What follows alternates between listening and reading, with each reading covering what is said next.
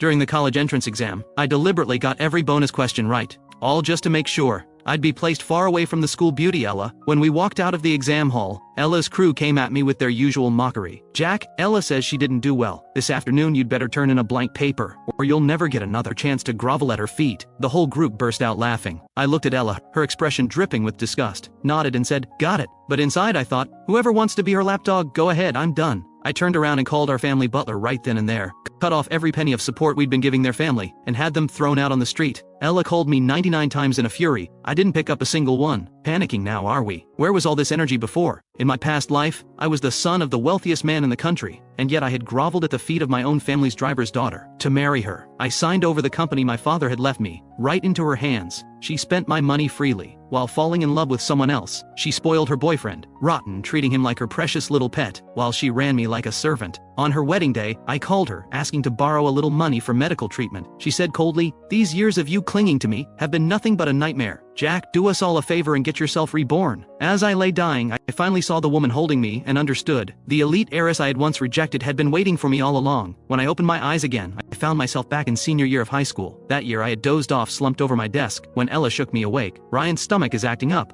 Go buy him some antacids, then grab lunch from the cafeteria. Load up on the meat, he's too skinny, he needs to eat more. Ryan was slouched at his desk, surrounded by a crowd fussing over him like he was royalty. Everyone was fawning over his stomachache, and of course, no one cared more than Ella. And I was Ella's brainless lapdog, dozing through class every day, spending every break fetching her food, buying her drinks, running her errands. Now that I knew I'd been reborn, looking at Ella's face only made me want to laugh. Who does she think she was, treating me like dirt? Seeing me just standing there, Ella snapped, what are you spacing out for? Go and make it quick. She walked over to Ryan, and gently patted his back. Ryan glanced over at me, and said to Ella, it's not right to send Jack, I'll go myself. What's the big deal? He loves doing this stuff. If I didn't ask him, he'd be upset, right Jack? She looked at me. I forced a thin smile, said nothing and headed to the cafeteria. This time I lined up and got 2 full meals. A classmate nearby spotted me and let out a little laugh. Fetching lunch for the queen again? She likes Ryan, you know, someone on her level, not a nobody like you. I asked flatly. What do you mean a nobody? They sneered. You're a servant's son, riding to school with her every day and thinking you can actually marry her. Wake up, a guy as dumb and useless as you. You'll spend your life as her family's servant, doing her laundry, sweeping her floors, changing her kids' diapers. I let out a bitter laugh. Ella told you I'm a servant's son? I had liked her, that was the only reason. I'd let her ride in my private car to school every single day. But somehow, in everyone else's eyes, Ella had become the wealthy heiress, and I had become the servant's son. Seeing me ask such a question, the other person rolls their eyes at me. Whatever, just get her lunch back there before it goes cold. They laughed again. The people around me joined in, laughing at the lapdog, laughing at the fool who dared to dream. The bell rang. Jack walked out of the cafeteria. But I didn't go back to class. I sat down by the flower bed and ate both meals myself. I couldn't even remember the last time I'd had a proper meal. Without money, decent food was out of the question. Every time, I'd wait until the market was closing and pick through the vegetables others had left behind. Meat was nothing but a fantasy. Finishing both plates barely took the edge off the hunger. When I got back to class, the first bell had already rung. Ella looked up and snapped, why are you only just getting back? Where's the medicine? What medicine? I looked at her flatly. Gone was every trace of the warmth I used to show her. Ella stared at me speechless. The antacids for Ryan, I told you his stomach was hurting. Are you deaf? You can't even handle one simple thing? I glanced at Ryan, who did look pale. What exactly is Ryan to me? Why should I be buying him anything? Ryan's family wasn't well off, but ever since he and Ella got close, she had been lavishing attention on him. Every time my father gave me something nice, Ella would take it straight to Ryan. Even the watch Ryan was wearing right now had been bought with my card by the two of them, using my money, enjoying everything I had, and treating me like hired help. Ella said, Jack, you want to make a scene? Keep this up and don't blame me for ignoring you. You'll be begging for my forgiveness soon enough. I stared at her, almost amused. What exactly do I need your forgiveness for? What did I do wrong? When I dare to argue with Ella, everyone else looks over. Since when did he grow a spine? Ella was caught off guard. She stared at me, thinking of all the times I'd come crawling to her. She warned, fine, then don't bother riding home with me this afternoon. I nodded. Sure. I walked to my seat and sat down, as if her words barely registered. Just a casual, effortless agreement. Bree, who sat next to Ryan, stepped in immediately. Excuse me, Jack, what is your problem? All you had to do was buy some medicine. You couldn't even do that? Can't you see Ryan isn't feeling well? I gave her a cold look. Then you go buy it. Bree fired back, full of righteous indignation. That's your job. Why would I go? I have nothing to do with Ryan, so why is it my job?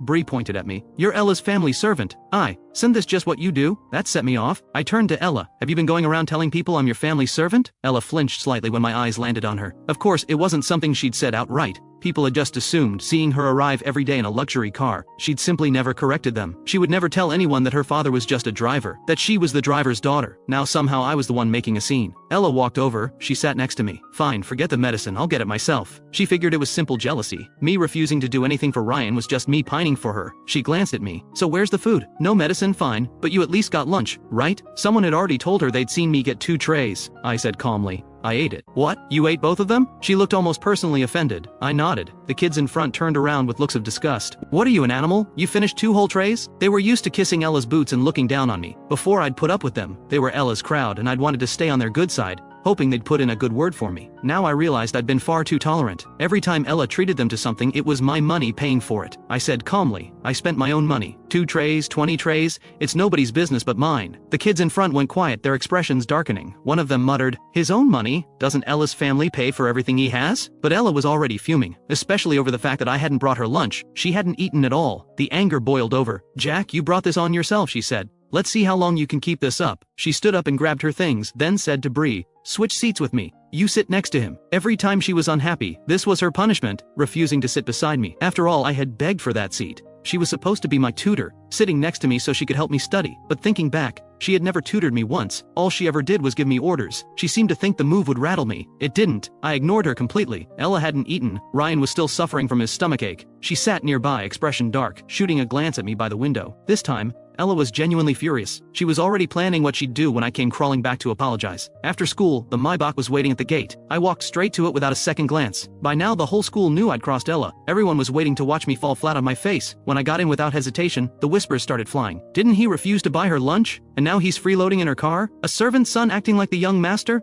Ella isn't even here yet and he just helps himself. Ella's way too patient. If I were her, I'd have fired that ungrateful little nobody a long time ago. I heard every word, I couldn't care less. I settled into my seat and said to the driver, let's go. The driver glanced at me. But Miss Ella isn't here yet, let's wait a bit. Sometimes Ella ran late because of student council. I always waited. He'd expected the same today. Instead, I was telling him to leave. The driver wasn't following my orders and was actually taking Ella's side. I almost laughed. Uncle Steve, my father has one child, me. Since when do we have a young miss? Did you two have a fight? Uncle Steve said with concern. Don't worry, I'll have a word with her. Don't bother, just drive. I don't want to ride with her and I don't want to see her anymore. Uncle Steve hesitated, not moving. He knew better than anyone how badly I used to cave to his daughter. Every time she said something, I would never dare push back. He figured even if he ignored me, the worst I'd do was let Ella scold me a little. He'd already started imagining a future where I inherited the family fortune, and his daughter got it all. He'd long stopped seeing himself as just the driver. He was already playing the role of father-in-law. Are you going to drive or not? I frowned. My father had actually wanted to let him go for a while. Word had gotten around that Uncle Steve was gambling on the side. My father didn't feel comfortable keeping someone like that around.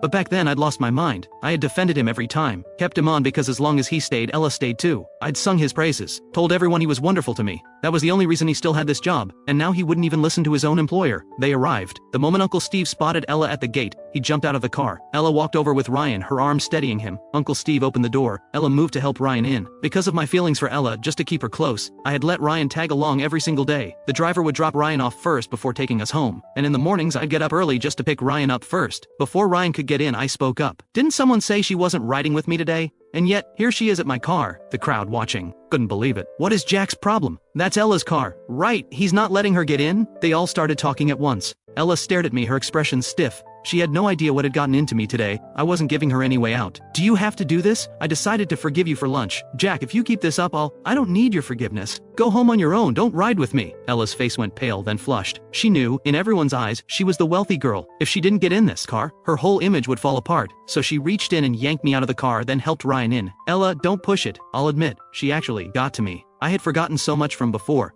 But seeing her face now, I genuinely couldn't understand how I had ever put up with her, or thought she was someone worth loving. Ella ignored me entirely. She wasn't interested in reasoning. She turned to her father. Drive. Uncle Steve drove away, and I was left standing on the sidewalk. The crowd watching couldn't hold it together. They burst out laughing. Serves him right. That's what you get for being so unreasonable. I pulled out my phone. This phone was one Ella had bought herself, a cheap Nokia, a few $100 at most. To impress her, I had given her the brand new iPhone my father got me for my birthday and taken this piece of junk in return. Back then, I thought it was a way to protect her pride. Now, staring at this sad excuse for a phone, I almost laughed. But I called my father. A moment later, the Maybach came back around. It pulled up to the gate. Uncle Steve got out looking uncomfortable. Young master, he'd clearly just gotten an earful. Get them out. I'm not sharing a ride with them. Uncle Steve turned to the car. Ella was already helping Ryan out. Both of them caught off guard. Ryan looked shaken. Jack, if you have a problem with me, fine. But you don't have to go after Ella. She's always been good to you. Ella stopped him with a hand. Don't bother. Once they were both out, I got in. Before we pulled away, I rolled down the window, smiled, and gave Ella a little wave. Bye. Uncle Steve caught my eye in the rearview mirror, clearly not expecting me to go this far. Young master, he started carefully. Arguments happen.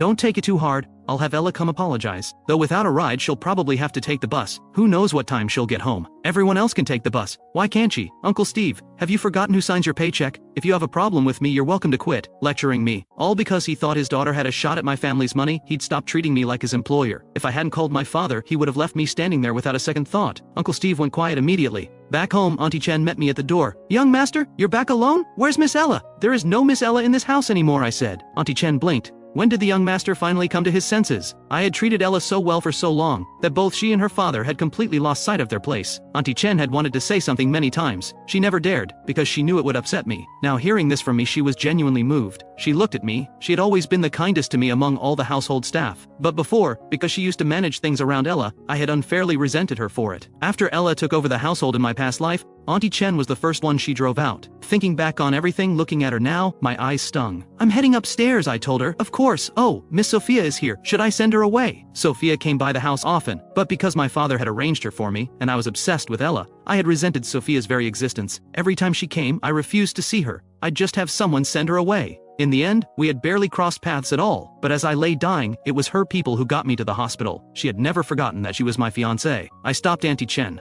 I'll see her. Where is she? In the backyard playing with Snowball. I walked out to the backyard and found Sophia feeding Snowball. I had wanted that dog myself, but Ella said she didn't like dogs, so I had stopped going near him. Yet here was Sophia, completely at ease with Snowball. She was in her school's blue uniform, the most ordinary thing in the world, and somehow she made it look stunning. Thinking of what I had heard about her before I died, a woman with everything, who had spent all those years alone, my eyes went red. Sophia finished petting Snowball, and looked up. I was standing at the doorway. She hadn't heard me come.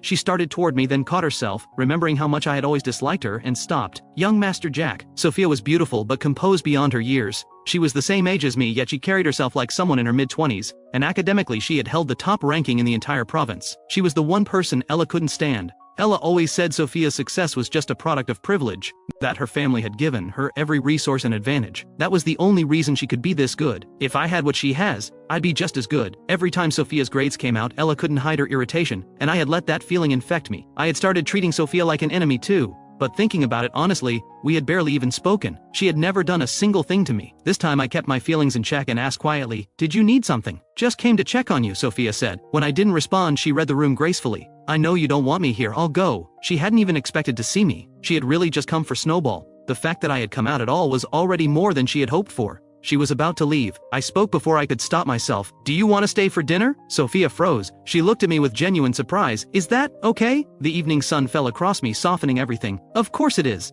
Ella wasn't back yet. She was dropping Ryan off. In the past, I would have held dinner for her without question. Seeing me ready to eat this early, Auntie Chen was surprised. "Are we not waiting for Miss Ella?" "What for?" The household staff had grown so used to watching me revolve around Ella, that now that I'd stopped, they didn't know what to do with themselves. Auntie Chen didn't push further. "Of course, I'll get everything ready. Also, let Uncle Steve know he doesn't need to come in tomorrow. Or ever." Auntie Chen paused, then caught herself. It wasn't her place to ask. Understood. With Ella's father officially let go, I finally sat down in the dining room. Sophia had been sneaking glances at me. The moment I sat down, she quickly looked away. I hadn't expected her to be this flustered. It made me want to tease her a little. "Why won't you look at me? Am I that bad to look at? My grades might be terrible, but I'm not hard on the eyes. If Ella hadn't dragged me down the way she did, I would never have ended up the way I did." Sophia turned back to me, expression perfectly calm. "You're not, but if you looked closely." Her ears had gone completely red. I smiled. "By the way, I heard your grades are incredible." She wasn't used to me being warm with her. "They're all right," she said. "Do you know any good tutors? I could really use a recommendation." Counting on Ella was obviously no longer an option. This time around, I wasn't going to coast through life assuming my father would protect me forever. I had barely cracked a textbook in my past life. While I still had the chance, I was going to fix that.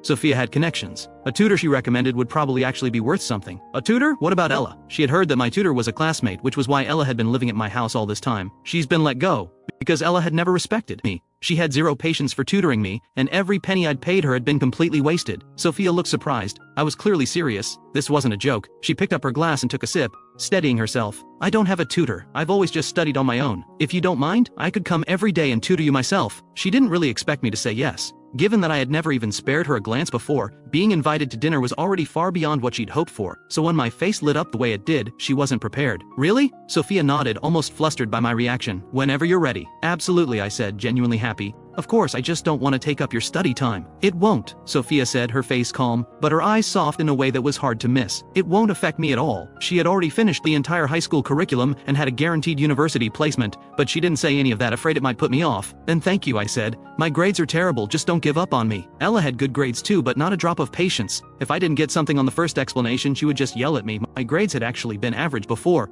Under her tutoring, they had only gotten worse, and my confidence had gone with them. I won't, Sophia said. I'll come by after school then. The two of us sat there over dinner. Sophia was quiet. I picked up my chopsticks and set some food on her plate. Make yourself at home, no need to be polite. And it was right at that moment that Ella walked in, having just dropped Ryan off. She had already gotten the news about her father, and he had let her have it. She walked in to find me eating without her, every dish already touched. Her face went cold instantly. I glanced at her and kept eating. Ella had come to confront me about her father, but then she saw Sophia sitting there. Why is she here? She said, visibly annoyed. Before, I had kept my distance from every other girl just to keep Ella happy. Every time Sophia came by, I had turned her away without even looking at her, and now here she was, at my dinner table. She's my guest, I said. Do you have a problem with that? Ella sat down slowly, watching me. You invited her here just to get at me, didn't you? She had always hated Sophia. In every competition, as long as Sophia's name was at the top, first place was out of reach. Sophia sat quietly, saying nothing. I looked at Ella. You're overthinking it. Ella, you're not that important. There was a time when I thought she was my entire world, everything I had given in her direction, but given a second chance, all I felt when I looked at her was disgust. Loving someone like this had only ever dragged me under. If you think seeing me with another girl is going to upset you, Jack, you've really got the wrong idea about where we stand. I actually wish you'd get close to someone else, at least then you'd stop coming around bothering me.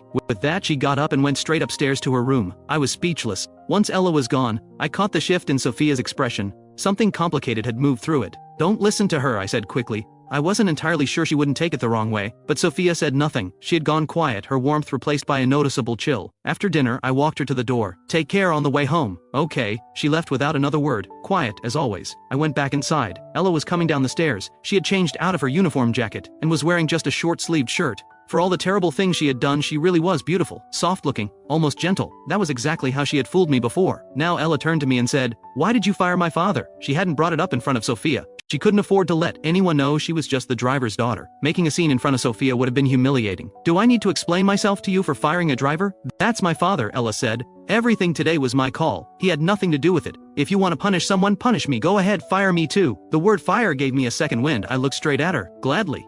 What did you just say? Ella stared at me. You've always thought I was stupid, haven't you? Fine, it's over. Pack your things and move out. I'll find a different tutor. Ever since you started tutoring me, my grades have only gotten worse. Frankly, you're not worth what I've been paying you. Ella thought I was bluffing. She couldn't believe I was actually going through with it. Your grades are bad because you can't keep up. I explained the same problem to Ryan once and he gets it immediately. And you? You're hopeless. That's on me for even trying. It's the same even if you switch to another teacher. No one can teach you more. The problem is you. She was still putting this on me. Get out of my house, Jack. Ella's brow furrowed. You're still a student. Focus on your studies. All you ever think about is chasing after me. No wonder your grades are a disaster. What are you even talking about? Ella let out a cold laugh. These little games of yours, you're just jealous that Ryan and I are close. You feel bad just because I don't want to be in a relationship with you. I just want to focus on school and get into a good university. Unlike you, even if you never studied a day in your life, your family's money would take care of everything. So don't expect anything from me. I stared at her. For a moment I was genuinely stunned. Then it hit me. Who said anything about being together? Ella, where does this confidence come from? Do you actually think I want to be with you? Without me, you are nothing. Ella just thought I was being stubborn.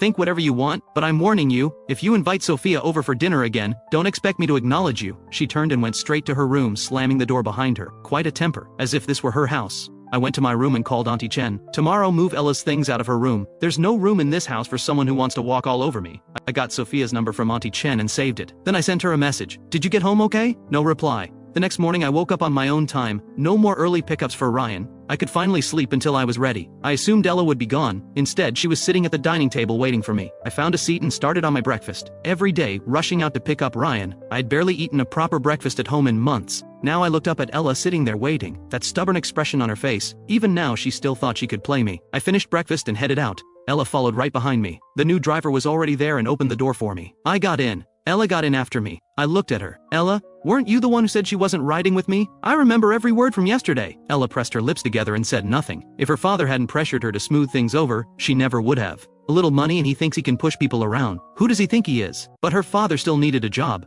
I didn't waste any more time on her. Just told the driver to take us to school. I stepped out. Ella followed. We used to always arrive with Ryan. Today he had taken the bus. Seeing Ella, he jogged over. His eyes landed on me. Yesterday's scene had confused him. A servant's son, acting like that toward Ella? Seeing us arrive together, he asked, "You two made up?" I didn't bother with either of them. I walked straight inside. Ella watched me go, frowning as I didn't even pause for her. "There's nothing worth arguing about with him," she said to Ryan. Ryan shook his head. "Either way, letting a servant's son treat you like that, you're too patient." "People are talking, Ella. They're saying Jack is the real young master." "Ignore them," Ella said. "My father and Jack have a good relationship. He asked me to look out for Jack. I can't just abandon him." That made sense. If it was for her father's sake. Ryan relaxed slightly. I got to class. Bree was already there, blocking my seat. "Move," I said. Bree looked up at me. "You've got some nerve. Yesterday you just left Ella and Ryan stranded at the gate and had the driver take off." I looked at her and laughed softly. "My car, my right. Who are you again?" My confidence caught everyone off guard. "Are you saying that Maybach is yours?" "What else would it be?" I said flatly. Bree let out a short laugh. "Please, we all know exactly who you are, Jack. You think you can play the young master here? Really? Word is that driver is your dad. Your whole family works for the Jungs. Ella's just too kind to make a fuss. Otherwise she'd have thrown you out ages ago. Don't push your luck." Bree was close with Ryan, who was always around Ella. When she said it like that, people believed her. Ella and Ryan appeared at the classroom door. Ella's expression was tight.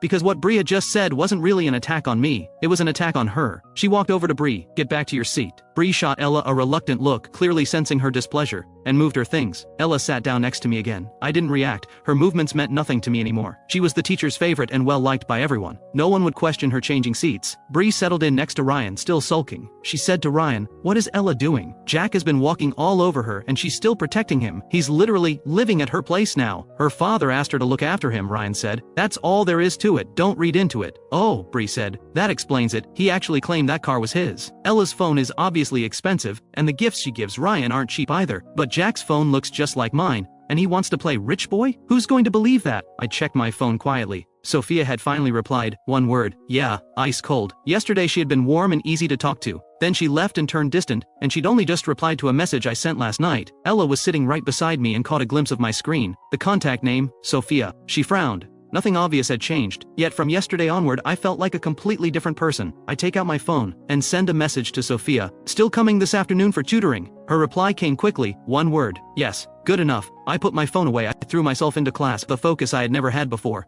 At lunch Ryan came over to get Ella. She glanced at me automatically. "Aren't you going to eat?" My focus today had clearly confused her. No dozing off, and now I was still carefully organizing my notes after the bell. Once my head had been full of nothing but her. Even I have moments when I study seriously. Seeing that I'm still busy after class, Ella can't help but ask curiously. I acted like I hadn't heard a word, ignoring her directly. Ryan glanced at Ella. "If he's not going, let's just go. We can bring something back for him." "Don't bother," I said. Ryan was a good person. At least that was how everyone saw him. Even when others mocked me behind my back, Ryan stayed decent. But I didn't want to owe anyone anything. I gathered my things neatly and stood up, but went my own way. Ryan fell in beside Ella. "What's going on with him? He's completely ignoring you. What did you do?" Ella was just as confused. She wanted to figure it out too. Normally, no matter how cold she was, I would always come crawling back like a needy little dog. But from yesterday onward she hadn't done anything different, and yet here I was. She couldn't figure it out. Ryan said, "By the way, are you inviting him to your birthday party this weekend?" This weekend was Ella's birthday. Last year she had celebrated at the Imperial View Hotel. I had booked everything, organized every detail, and let her invite whoever she wanted from school. One night, hundreds of thousands spent. Every classmate who attended had raved about it. Being invited to Ella's birthday party was considered an honor. This year was no different. I had taken care of everything days in advance. If I hadn't said what I said about firing her, Ella wouldn't have given it a second thought. But after yesterday, and now today's coldness, she couldn't help but worry. If I didn't show up, could she even have the party? She watched me walk away and told herself to calm down. Don't overthink it. He'll show up, he always does. He would never skip my birthday. Maybe this whole cold act is his way of building up to a surprise. She relaxed slightly. "He'll be there," she told Ryan. "Yeah," Ryan agreed. He's never missed one. That afternoon, Ella and Ryan had rehearsals for a school event. I didn't wait. I went straight home. Sophia was already there. When I walked in, she and Snowball both came to meet me. Seeing her there, I smiled. Maybe it was the bond we had shared in another life. But every time I saw her now, it felt like something rare and worth holding on to. Sophia blinked at my smile. She was used to the cold, indifferent version of me. All this warmth lately kept catching her off guard. She couldn't quite hold my gaze. I said with a smile, "You're early. Let's head to the study." I led her upstairs. I ran into a lot of things in class today that didn't make sense to me. I was hoping you could help. We sat down in the study. That seat beside me had always been Ella's. But even if she sits here, she never teaches me seriously. She would have said I was the one wasting her time. Sophia sat beside me and pulled out 2 practice tests. She wanted to gauge where I was starting from. I worked through them carefully and handed them over. Sophia looked them over in silence. I shifted uncomfortably. Sorry, I really am hopeless. It's not your fault, Sophia said. Your approach to studying just needs work. Let me start with the basics, is that okay? I nodded. When Sophia is teaching, she keeps her head down the whole time, never looks at me and lectures very earnestly, but her explanations were clearer than anything I had ever heard. Things that had baffled me for months suddenly clicked the moment she explained them. Sophia had been going for a while. She was getting thirsty. When she finally looked up, she caught me staring. She swallowed, a little self-conscious, and looked back at the paper. Is something wrong? Do you have a question? I was just thinking, you're so patient with me, but on your phone you're completely cold. 2 words total. Is it because of the thing with Ella? Are you upset with me? No, Sophia said. Family came over yesterday. I was busy and didn't see your message until morning. By the time I saw it, it was already morning. If you ever need anything, just call me anytime. We were deep into studying. When my phone rang, I picked up. Ella's voice came through. Jack, what do you think you're doing? What did I do now? Her accusatory tone, I genuinely had no idea what I had done. You had them throw out all my things. I glanced at Sophia, no point hiding it. I directly said, I told you yesterday, you've been let go, which means you have no reason to be in my house anymore. I'm in the middle of a session. Don't bother me. I hung up. Ella stood at the door, staring at her bags piled outside. She couldn't believe I had actually done it. I was really throwing her out. I put the phone down. Let's keep going. Sophia replied quietly and said nothing more. A few minutes later, the study door flew open. Ella stood there. Her face was dark with fury. Her eyes swept over me and Sophia, a flicker of contempt in her gaze. Seeing her appear here, I stand up and ask, what do you want? I thought you didn't like me. I thought I wasn't good enough. And now you're the one who can't let go. Ella stepped forward, voice sharp. Do you find it funny humiliating me like this? Sophia stood up instinctively and moved in front of me. Humiliate you? Seeing Ella so angry, I retort. I think you've got this backwards. How exactly did I humiliate you? Ella, I'm the one who's been humiliated. I paid for everything in your life, and while you and Ryan were inseparable, I followed you around like hired help, serving you both, swallowing your coldness every single day. You don't call that humiliation? All I had done was take back what was mine, and she called that humiliation. Ella's lips pressed together. Don't think bringing someone here is going to pressure me into anything. I will never like you. I will never be with you. Let me make that absolutely clear. She turned to leave and walked straight into the door. I opened the window, the sound carrying down below. I watched her come downstairs, pick up her bags and walk away without looking back. Clean exit. Ella had always been proud in front of me. Poor family, but a spine made of steel. No matter how much I gave her, she had never bent for money. That was what I had loved about her once. Now it just seemed absurd. Sophia looked over at me from across the room. Jack. I turned, she was still there. Sorry, let's keep going. Sophia looked at me. Maybe I should go, you don't seem like you're in a great place. I'm fine, really. I was just thinking about some dumb things I used to do. It's not about Ella. Watching Ella leave actually made me feel lighter. At least now I didn't have to dread what was coming. Away from Ella, I wouldn't get sick this time. I wouldn't end up the same way. I'll head out then, Sophia said and moved toward the door. I stepped forward and caught her hand. Sophia froze. She turned and looked at me. What is it? I didn't quite know what I was doing, but I could see she wasn't entirely okay. Every time Ella showed up and said the things she said, Sophia would quietly start pulling away from me. My closeness with Ella had been obvious. I had never hidden how I felt about her. Everyone, including Sophia, had assumed that I was in love with Ella, and honestly, I had. If not for that wretched ending in my past life, I might never have woken up. I let go of her hand and looked at her. Are you free Saturday? I want to go to the Imperial View Hotel for dinner. Want to come? The food there was exceptional. After a past life spent half starving, I just wanted to eat well. Before I would have taken Ella without hesitation. Now, she was the last person I wanted to bring. Sophia was the match my father had arranged for me.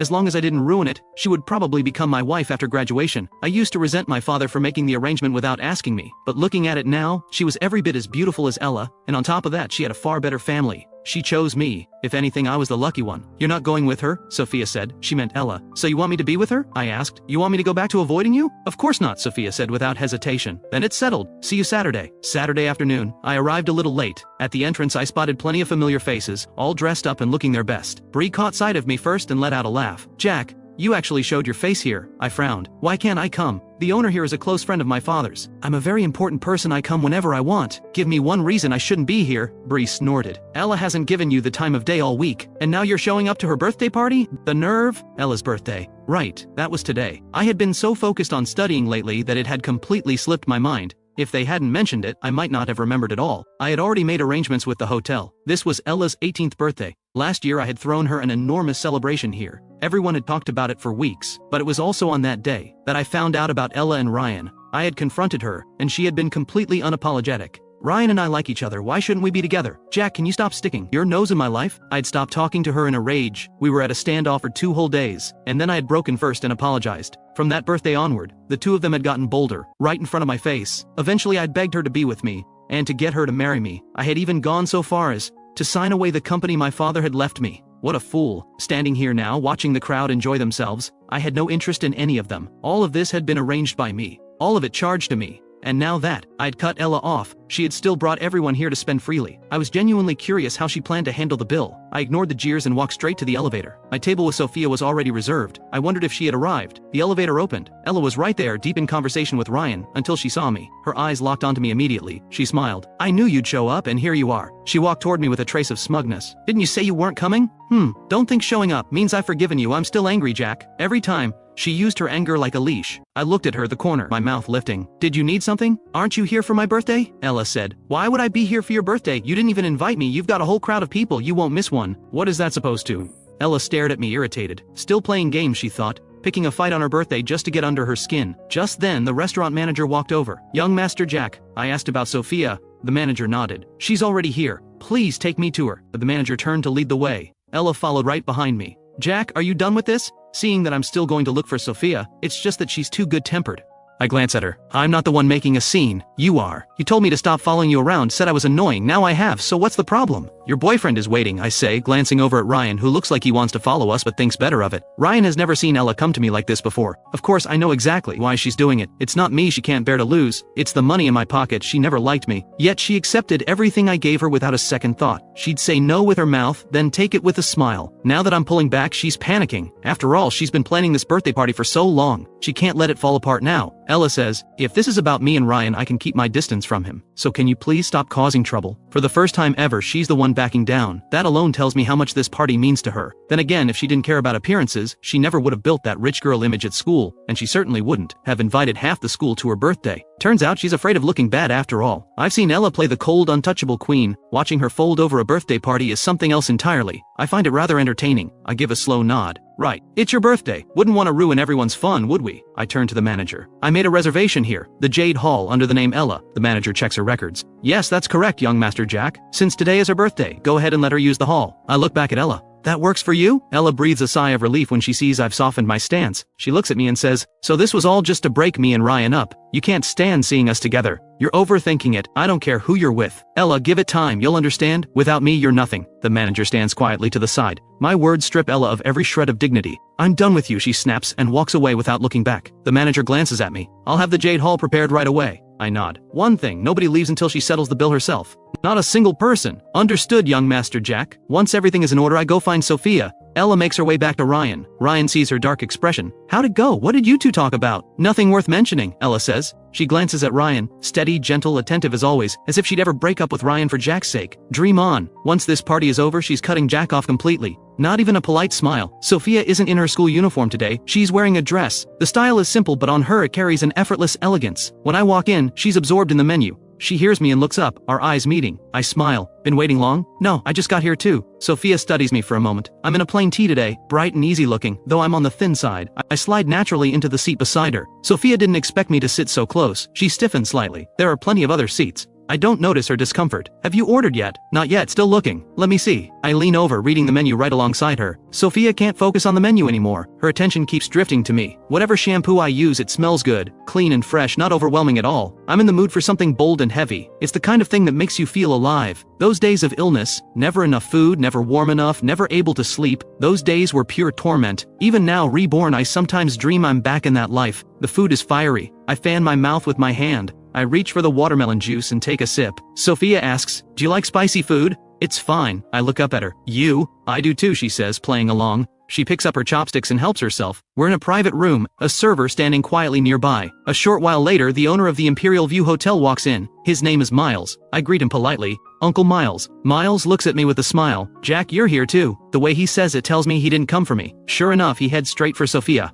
Miss Sophia, he says respectfully. Welcome to our hotel. Please don't hesitate to let me know if anything falls short. He knows who Sophia is because of his close ties with my father. Most people have no idea who she really is. No one knows the Sophia family's youngest daughter from the capital is quietly living here in this city. Sophia gives a brief acknowledgement and goes back to eating. She's so cold. I always thought she was warm. Seeing her now, I realize Sophia just doesn't like talking to people. Miles stands there a moment, pours her water himself. She says nothing. A keep your distance energy fills the entire room. Finally, Miles reads the room and says, I'll leave you to enjoy your meal. Take your time. Uncle Miles, wait, I stop him. At the sound of this voice he stops walking, then he turns back. Young Master Jack, is there something you need? His smile is warm and genuine. The kind of person you can't help but like. It's why I've always had a good impression of him. But if my memory serves me right, in my previous life, the Imperial View Hotel caught fire just 3 days after Ella's birthday party. The kitchen fire suppression system was inadequate, and when the fire broke out, the extinguishers were completely useless. The fire even claimed lives. The Imperial View had been the finest hotel in the city. After that, it never recovered. Word was that Miles fell gravely ill from the blow. I look at him and ask, is your hotel's fire safety system in good shape?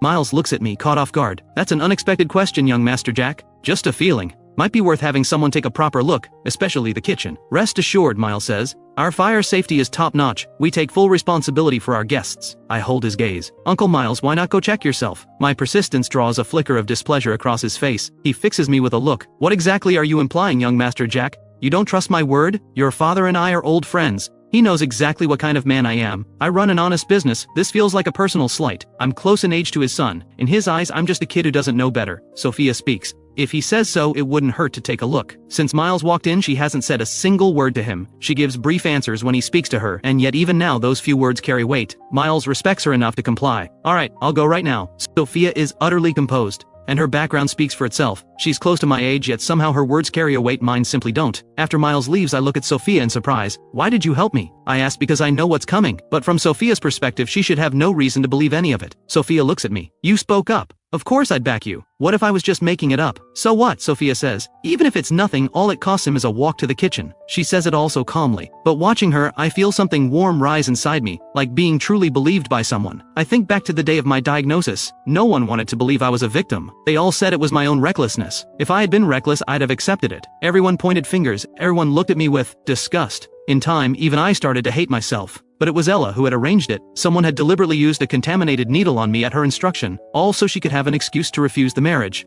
Only the one who set the trap knows just how innocent you really are. Sophia and I take our time with the meal. When it's done, we don't leave. We order dessert. I even brought my homework along and work through it at the table. Sophia walks me through the problems as I go. We talk until evening. When Ella's birthday party wraps up and the guests move to leave, they find themselves stopped. Ella hasn't settled the bill. Ella calls me. I let it ring. Sophia watches from beside me. Why aren't you answering? I know who it is. I let it ring again. It takes 2 more calls before I pick up. Jack, what is this? On the other end of the phone, Ella's voice is full of anger. The angrier she gets, the lighter I feel. I've said I'm done with her, but the debt from my last life still needs to be paid, otherwise I'll never be able to let it go. I smile. Ella, what's all this? Why so worked up? Get over here and pay the bill, Ella says through her teeth. Don't make this worse. She had planned to walk out tonight and never deal with me again. She didn't expect me to be waiting for her. Now she can't pay and every single person is stuck there. Everyone is watching her. That's strange, I say. I wasn't at your party, why would I pay your bill? Why not split it with everyone? I'm sure they'd chip in. They all seem fond of you. Great friends too. Always going out to eat together. I used to give Ella well over $100,000 a month in spending money. She took it as if it were hers by right. In her mind it was just payment for tutoring.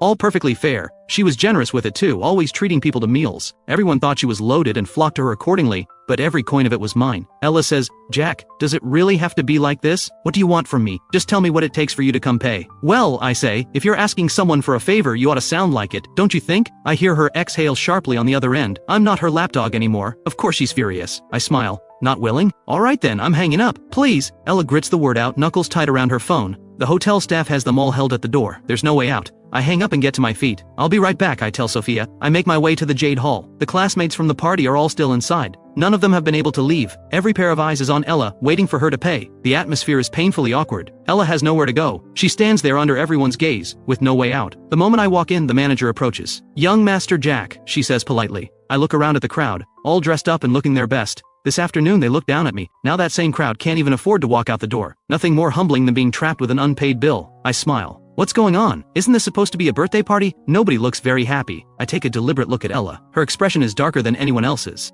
Ryan stands off to the side, clearly unsure what's going on. The manager explains, Miss Ella hasn't settled the bill. I simply ask that everyone remain until it's taken care of. I wave a hand. Is that all? No need to make a whole thing of it. These are my classmates, I'll cover the bill tonight. I hand my card to the manager. She takes it and processes the payment. The looks people give me shift, complicated, uncertain. Ella is the one having the birthday party, and yet Jack is the one paying. What exactly is going on? Can't she pay for her own party? Ella feels her face burn. She stares at me. No wonder he came so willingly. This was his plan all along, to humiliate her, to let everyone see that she's broke, that she depends on him for money. He could have quietly settled it without a word. Instead, he makes a show of it, swiping the card right in front of everyone. This guy has completely lost it. A moment later, the manager returns, handing me back the card along with the receipt. "Done, young Master Jack, here's the bill." I glance at the total, then I read it aloud, deliberately. 860,000. Happy birthday, Ella. Since it's your special day, I'll cover this one, but there won't be a next time. I glance over at Ryan. He's standing right beside me and the color has drained from his face. Wait, all of Ella's money came from Jack? Wasn't she supposed to be from a wealthy family? The scene unfolding before them is a slap in the face for everyone present. Bree steps forward and faces me. "Jack, what kind of joke is this? Just because Ella's money passes through your hands doesn't make it yours. You're just the housekeeper's kid holding it for her. What exactly are you so smug about? Your family lets the help manage your money?" I look at Bree and smile. "Since you brought it up, I'm not the housekeeper's son. Let me set the record straight, I'm not. Her father was my family's driver. He left me stranded at the school gate to drive Ella and Ryan instead. He's been dismissed. If you don't believe me, ask Ella yourself." I turn to look at her. "What do you say, Ella?" She glares at me, eyes full of bitter resignation. She has never, not once in her life, no matter how hard things got, been made to feel this humiliated. And now everyone is watching her fall apart. But she can't say a word, because there's a real chance he takes his money back and leaves her stranded. She ignores me and walks out. Ryan watches it all, then follows her out. The whole scene is unbearable, but he has no choice. What he hadn't expected, though, was that she's the driver's daughter. Then why had she been pretending to come from money all this time? Once they're both gone, I glance around at everyone still in the room. "Nothing more to see here. You're all free to go. Take care on the way home. It's getting late." One by one they file out of the Jade Hall. I watch them go, then step out myself. The manager walks me toward the exit. She sees me to the elevator. Sophia arrives at exactly the same moment. We step into the elevator together. I don't say anything. Neither does she. I set the record straight back there in front of everyone. But I don't feel particularly good about it. Compared to everything I suffered, what I just did to Ella barely scratches the surface of the score I need to settle. Sophia notices my silence. She doesn't disturb it. We reach the lobby, and Miles is there. The moment he spots me, he comes straight over. "Jack." This time it's not Sophia he's looking for, it's me. "Uncle Miles," I say politely. Miles takes my hand in both of his. "Jack, I can't thank you enough. If it weren't for you, this hotel would have been finished. I went and checked myself, just now. There were serious problems everywhere. It was my cousin's negligence. I've already sent him home." I relax. "It was nothing." Miles gives me a curious look. "How did you know there was a problem?" The question catches me off guard. I scramble for an excuse. "I dreamed about it last night." Miles bursts out laughing. "All right, I won't pry. Oh, I've had some gifts prepared for you both." He signals to an assistant who brings them over, 2 small gift bags. "Thank you, if you ever need anything just say the word." He means every word of it. Miles sees us to the door. Sophia's car is already waiting. I settle into the seat and look out the window. The streets are quiet at this hour. A fair number of cars still on the road though, light traffic. I remember how we usually talk so much, but tonight neither of us says a word. Sophia doesn't push me, but she's thinking about how I somehow knew about the fire hazard at the Imperial View. By any logic, I shouldn't know more about his hotel than he does. She's also heard what happened in the Jade Hall. Today is Ella's birthday, and yet Jack spent it with her, not Ella. That alone is something. But then he deliberately humiliated Ella in front of everyone. He really is done with her. So then why does he look so hollow right now? The truth is, the sadness only lasts a moment. I know I've been given a second chance. Everything can still be changed. As long as I don't repeat the same mistakes, there's still time. Studying hard every day lately, it's genuinely exhausting. I feel like I could sleep forever. Right now I'm barely keeping my eyes open. Before long I drift sideways and fall asleep against Sophia's shoulder. Sophia freezes. By the time they reach my home, Sophia's arm has gone slightly numb. She hasn't dared shift position, afraid of waking me. She's held still the entire way. "Miss, we've arrived." Sophia glances out the window, then her gaze falls on my face, pale, peaceful. She hesitates over whether to wake me. The driver has already stepped out and is waiting by the door. Sophia still doesn't wake me. I feel the car stop and open my eyes, glancing out the window. When it registers that I'm home, I slowly look over at Sophia. She's sitting perfectly still, not quite meeting my eyes. I roll my neck gently, a little stiff, and sit up straight. "We're here." Sophia gives a small nod. "Then why didn't you wake me? You look like you needed it." She says it the same way she says everything, face perfectly neutral. I look at her and notice the tips of her ears are red. She's always struck me as someone reserved, but I didn't expect this level of innocence. "Sophia." She hears her name and meets my eyes. "Are you afraid of me?" "No." "Then why do you avoid looking at me? When we're together, you act like I bother you." Sophia gives a quiet cough. "I'm just not used to being this close to someone. You're the first." I can't help laughing. "Then why didn't you ask me to move?" Something in my words seems to prompt her, as if to prove she's the one in control, and she asks, "Why did you and Ella fall out? I thought you liked her." The question catches me off guard. I stare at the empty street ahead. I just realized I don't. A beat. "What?" "Nothing, I'm heading in." I step out of the car. At that moment the front gate slowly swings open. My father Owen appears in the doorway. The moment I see him, something inside me lights up. Dad, you're finally home. Dad is always busy with work. Most of the time I'm alone in that house. There are plenty of staff but few who can actually keep me in line. That was one thing, but even my father spoiled me too much, always putting my happiness first. Being spoiled by him, those were my most carefree days. In my previous life my father told me to stop chasing after Ella. I wouldn't listen. Seeing him now, all I feel is warmth. Standing before him, a long-buried ache rises to the surface. I throw myself into his arms. The tears come before I can stop them. Maybe it's only in front of the people closest to you that you let yourself break. Dad had been ready to play the stern father when I came home so late.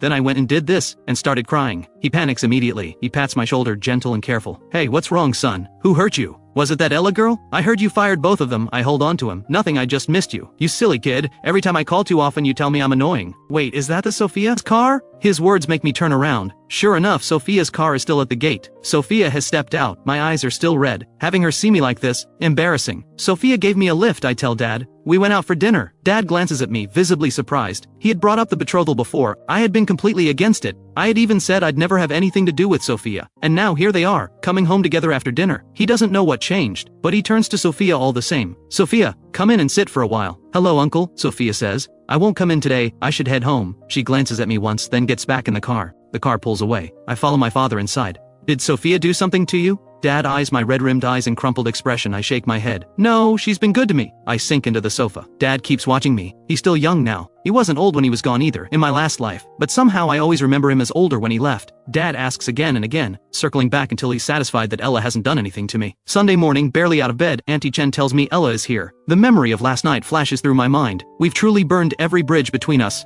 Ella should know by now. I'm not going to indulge her anymore. And yet here she is. I come downstairs to find it's not just Ella. Her father is here too. Uncle Steve is seated on the sofa speaking to my father. Mr. Owen, it's all Ella's fault. She doesn't know how to behave. I've given her a good talking to. She won't give Jack any more trouble. My father's brow creases. And since when do you address my son by name? Dad has never liked either of them. The only reason he's tolerated them this long is fear of pushing me away. Uncle Steve realizes his mistake and scrambles to apologize. Young Master Jack, of course. The moment he sees me on the stairs, his eyes snap toward me. Good morning, young Master Jack. I've brought Ella here today to offer her apologies. I look over at Ella. She's seated there, expression dark, saying nothing. Apologies? I don't believe that for a second. Her face couldn't make her resentment any clearer. She's still fuming over last night. There is no way she's here to apologize. Uncle Steve, what are you talking about? I say. Ella hasn't done anything to me, no apology needed. But I heard you let her go. When he himself was fired, he hadn't been half this anxious. His monthly wage wasn't much, and the hours were long. But Ella was different. She barely had to tutor me, and the money she received was substantial. And who knew, maybe one day the entire Jiang family fortune would have ended up hers. Now that things have fallen apart, of course he can't accept it. Over the years she tutored me. My grades only got worse. Besides,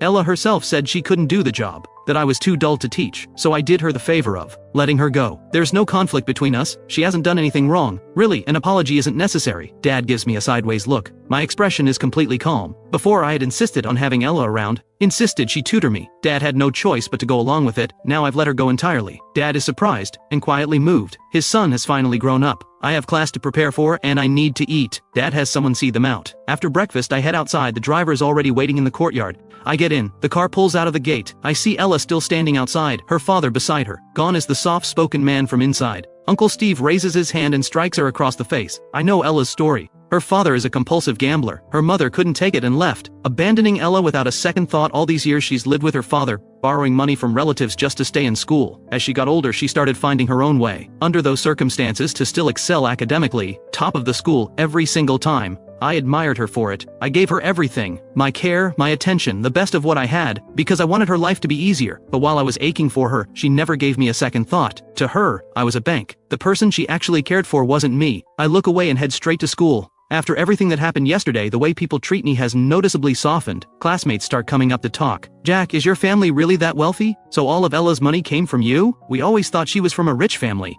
You all know now, don't you? Young Master Jack, what about me? I promise I'm way more agreeable than Ella. I look at the girl in front of me. A laugh escapes before I can stop it. Just then, Ella walks in. She catches the girl's words and lets out a cold laugh. Dream on. He'd have to actually want you first. He's already got his eye on someone new. Get in line. New target? Everyone turns at Ella's words. Someone new? Who could possibly top Ella? Is there even anyone at this school who comes close? Hard to imagine. She may no longer have the rich girl image, but Ella's academic record is exceptional, and she's undeniably beautiful. Everyone agrees she's going places. Ella doesn't bother answering the crowd. she just turns her gaze to me. You spent all this time as my lapdog. Just because I wouldn't date you, you turned on me like this? Jack, no matter what you do, I will never like you. You're a poor student who thinks family money buys him the world. You're not even worth a fraction of Ryan. Ella's words remind everyone of my academic record. Dead last in the rankings. Not only was I her lapdog, I'm a complete deadweight too. Before I can respond, Ella brings up last night's party. You were the one who pushed me to invite everyone. I didn't even want to go. And then you deliberately humiliated everyone there. Is that what money means to you? Something to toy with people's dignity? And don't twist the facts. Don't go around saying you were supporting me. That money was payment for tutoring, nothing more. I won't take another cent from you, but don't expect any help from me either. With that, Ella switches seats without another glance in my direction. Every part of her posture says she wants nothing to do with me. There she goes again, rebuilding the cool, untouchable scholar image. Classic Ella. I haven't forgotten the way she came to me last night asking for help. When I saw her father hit her this morning, I felt a flicker of pity. Now I think he didn't hit her hard enough.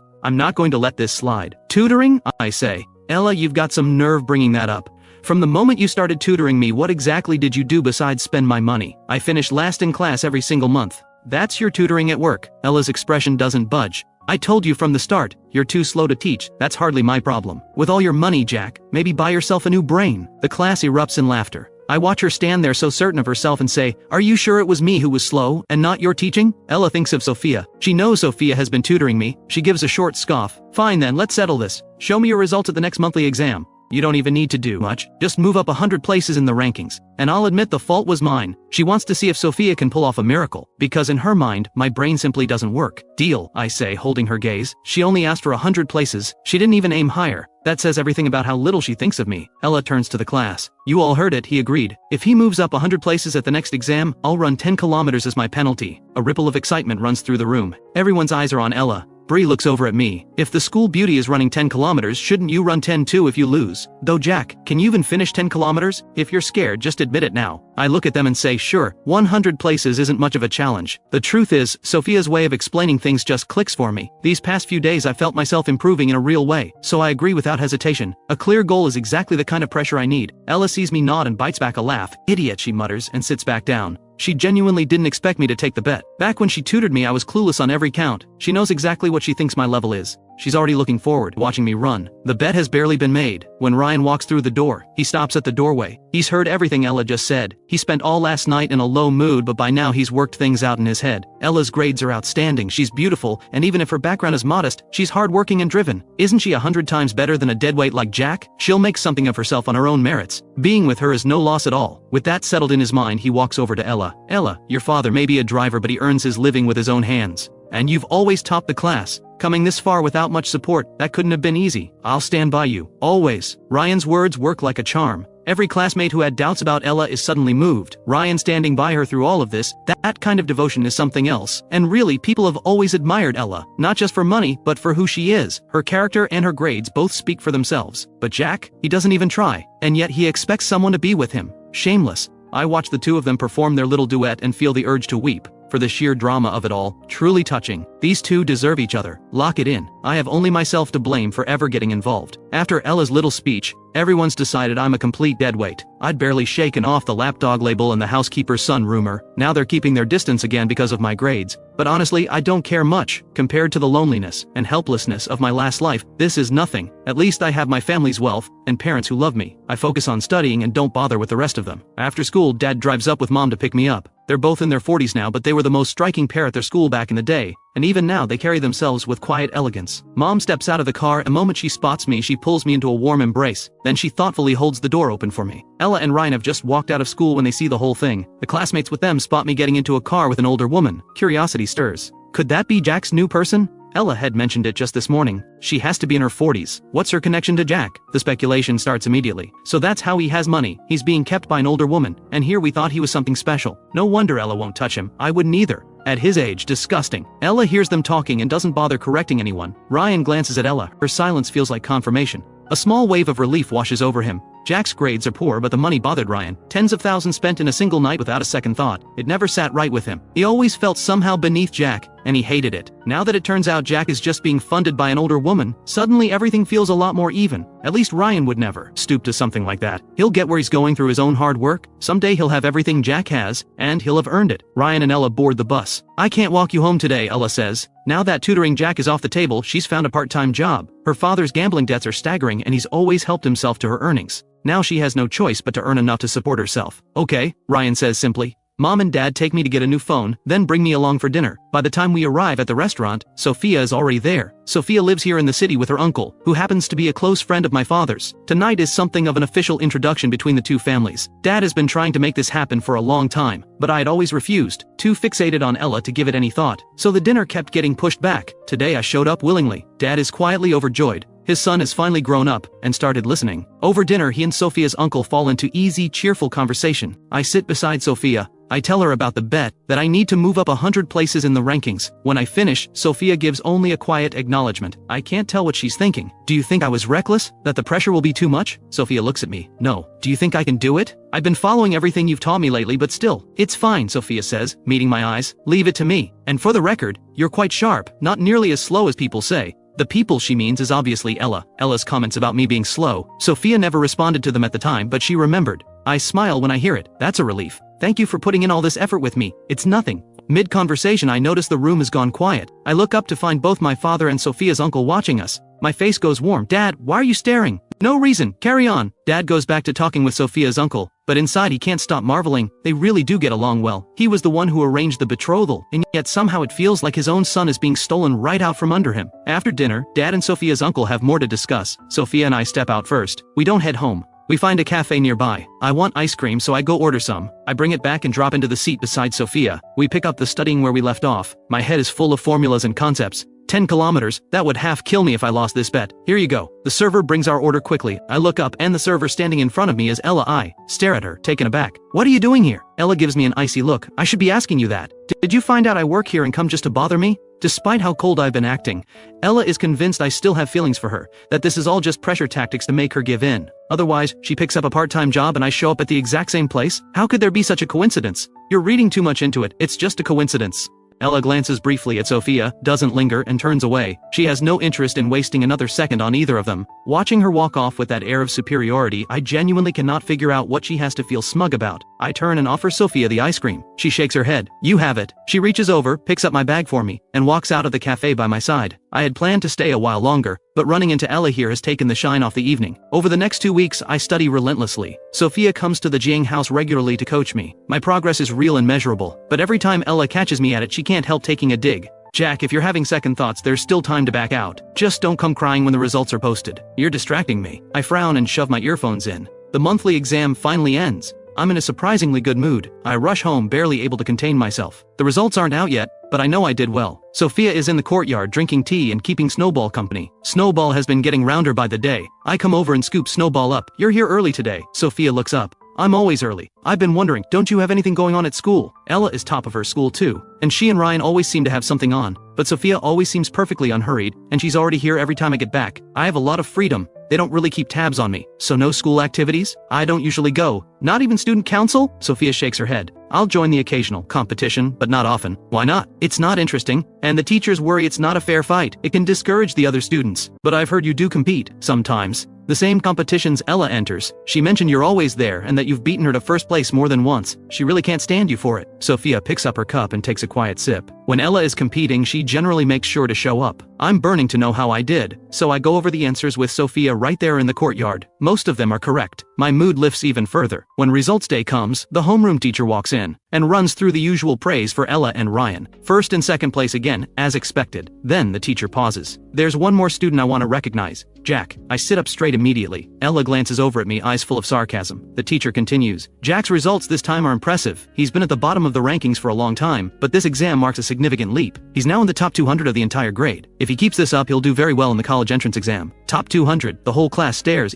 Even Ella freezes. She expected me to scrape together 100 places. Getting into the top 200 was never part of the calculation. Honestly, I didn't dare hope for this either. Maybe it's because I suffered so much in my last life that I no longer have any interest in wasting this one. I've been paying attention in ways I never did before. Every day, I listen carefully in class, then go over everything with Sophia afterward. She has a gift for teaching. Problems that once seemed impossible become almost straightforward when she explains them. Effort, it turns out, does pay off. Are you sure, teacher? Jack's scores were terrible before. How could he possibly? I am not mistaken, the teacher says, turning to me with a calm expression. Having a student drag the class average down had been a quiet headache for him. He had no idea I was capable of this. Getting that recognition from the teacher genuinely makes me happy. I catch Ella watching me. So, how did I do? You said I was too slow to learn. 10 kilometers, Ella, don't forget. Ella presses her lips together. She genuinely can't wrap her head around it. Could Sophia really be that good a teacher? After school, Ella has no choice but to run her 10 kilometers. I don't go home. I stay behind specifically to watch. I sit quietly off to the side, watching her from the corner of my eye. Watching her eat humble pie sends a rush of satisfaction through me I can't quite name.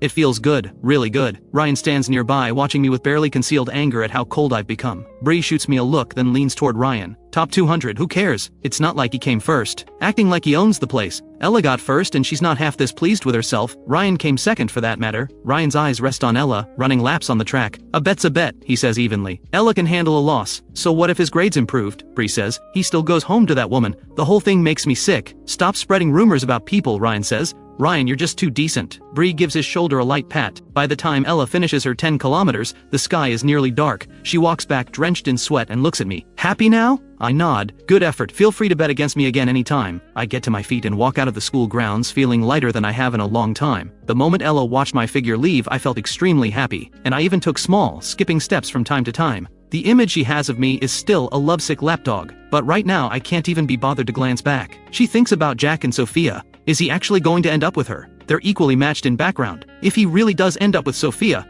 the moment that thought surfaces, Ella feels something she doesn't expect, a gnawing irritation, like something that was hers has been taken. Ella. Ryan notices her staring after me and speaks up. You must be exhausted. Here, drink some water. He holds out a bottle of water. Ella takes it. Thank you. She's always perfectly polite with Ryan. You worked hard, Ryan says. Though it is strange, Jack's scores have always been terrible. For him to jump this much all of a sudden, you don't think he cheated. Bree jumps in. That's exactly what I think. He cheated just to make Ella lose. Otherwise, how do you explain it? She tutored him every day and his grades were still awful. Then suddenly this. Easy, Ryan says, giving Bree a look. You can't say things like that without proof. If he comes after you for it, don't expect sympathy. I'm going to tell the teacher tomorrow, Bree says. I take the car home, eager to share the news with Sophia. Making Ella admit defeat. Sophia deserves her share of the credit. But Auntie Chen tells me Sophia didn't come today. A small wave of disappointment. I change out of my school clothes and head to the dining room. Dad's been away lately. It's just me in the house. I call Sophia. Sophia is in the pool at home. The housekeeper approaches quietly. Miss, there's a call for you. The figure in the water doesn't seem to hear. The housekeeper adds, it's Jack. Sophia surfaces immediately. She steps lightly onto the poolside. The housekeeper is already there with a towel, wrapping it around her. Sophia answers.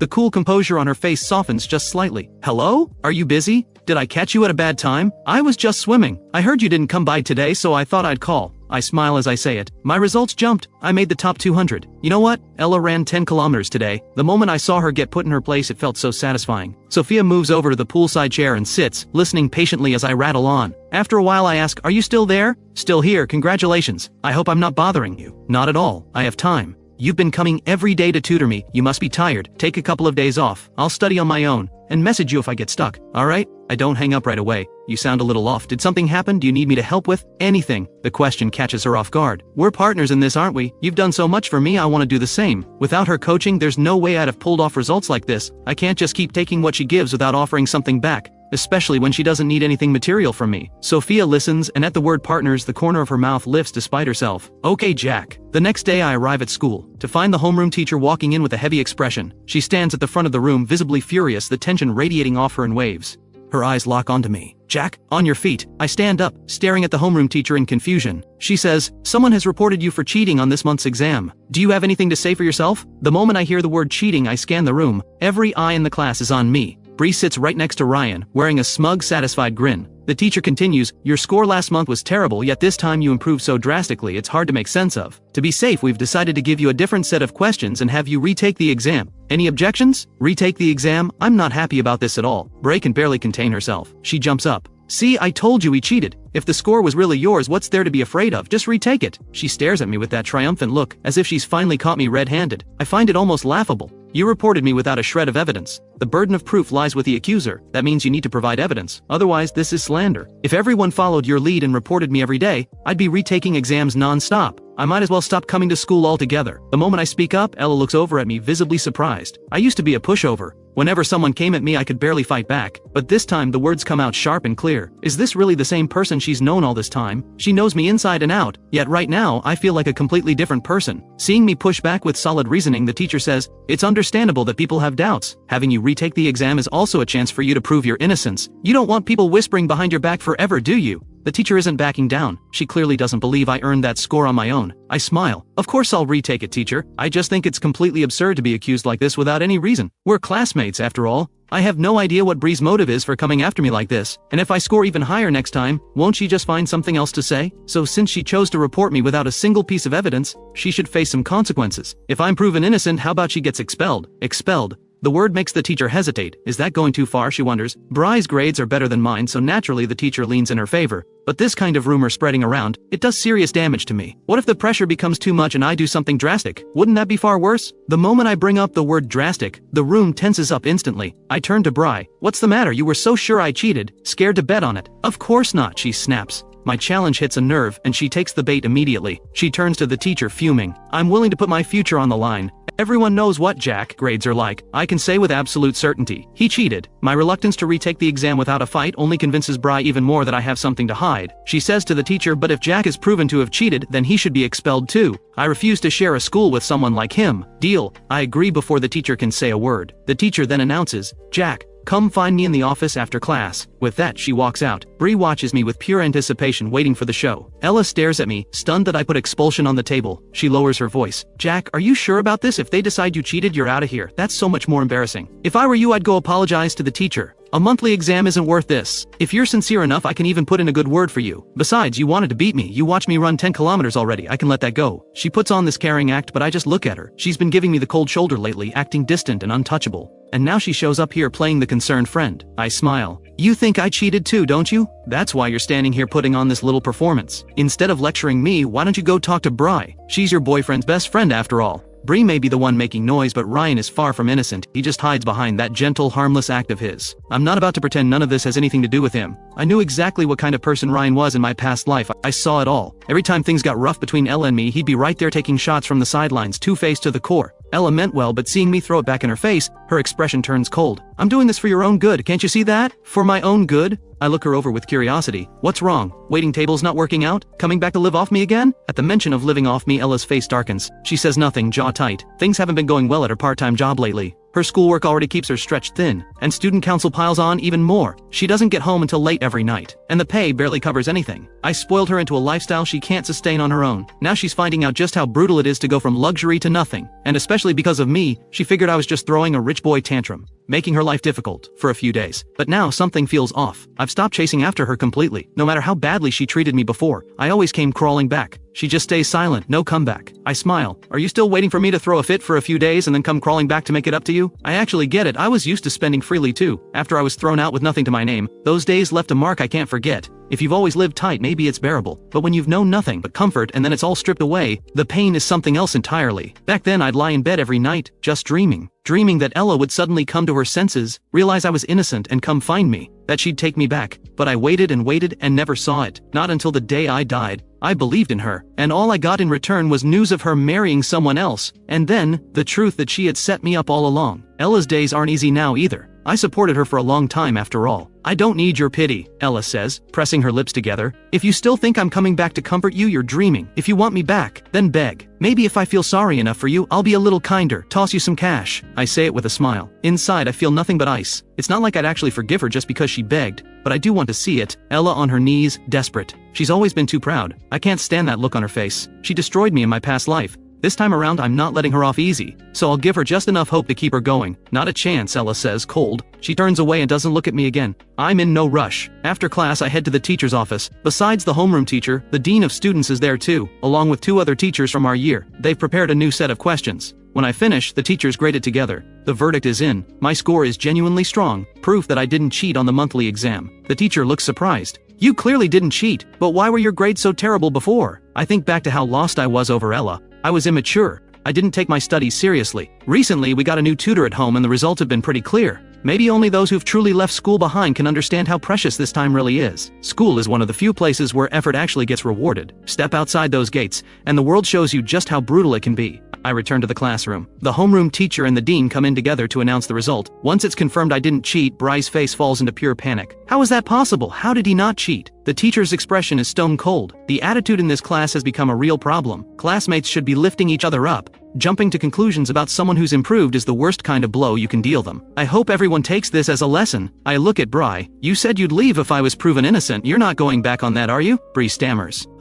So you are backing out. Turns out some people really can't be taken at their word. In that case, don't make bets you can't keep. Jack, Ryan steps in, playing the peacemaker now that his friend is on the ropes. We're all classmates. There's no need to take it this far. Bree was looking out for you. She was worried you might go down the wrong path. She didn't mean any harm. Just give her another chance. The moment Ryan speaks, other students chime in. Yeah, expulsion is way too harsh. I smile, looking at all these faces so quick to have opinions that cost them nothing. They're genuinely deferring to Ryan. Whatever he says, goes. I turn to Ryan. You're so concerned about her, why don't you withdraw in her place?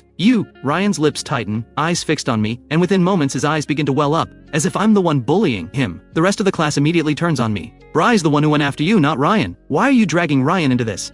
Ryan actually speaks up for you, you know? He treats every student the same. Everyone's against me now. I smile. Treats everyone the same? I wouldn't go that far. If it were me getting expelled today, would you have said a single word in my defense? Of course I would, Ryan says. I've always told people to be kinder to you. I can't stand his act. I turn to Bry. Fine, you don't have to leave, but we all know what your word is worth. So how about this? Run 20 kilometers instead. Bree stares at me, horrified. 20 kilometers? Is he trying to kill her? She has almost no athletic ability to speak of. If you can't do it, then pack your bags. I scoff and sit back down. Honestly, whether Bry stays or goes doesn't matter much to me. But if she faces no consequences, everyone will think I'm fair game. She has to pay something. Fine, I'll run, Bry snaps. Not just run, I say. While you're at it, you're going to shout your apology out loud. That you wrongly accused me, that I never cheated. Let the whole school know what you did. Isn't that going a bit too far? You're making her humiliate herself in front of the whole school. Compared to what she did to me, I'd say I'm being quite merciful. After class, Bree goes to run her 20 kilometers, the price of keeping her spot in school. She has no choice. I'm not going anywhere either. I sit on the steps right there watching every lap. I have no intention of letting her off the hook. Her stamina is nowhere near Ella's. She runs slowly, and having to shout her apology every lap makes it even harder. Before long, she's on the verge of collapsing. Ryan walks over to me. Jack, Bree knows she was wrong. Let it go this time. She's not like Ella. She doesn't have the stamina. 20 kilometers could kill her. So what you're saying is, if your rumors had driven me to something worse, that would have been my problem? But you're fine, Ryan says. You're not the type to do something like that. I look at Ryan.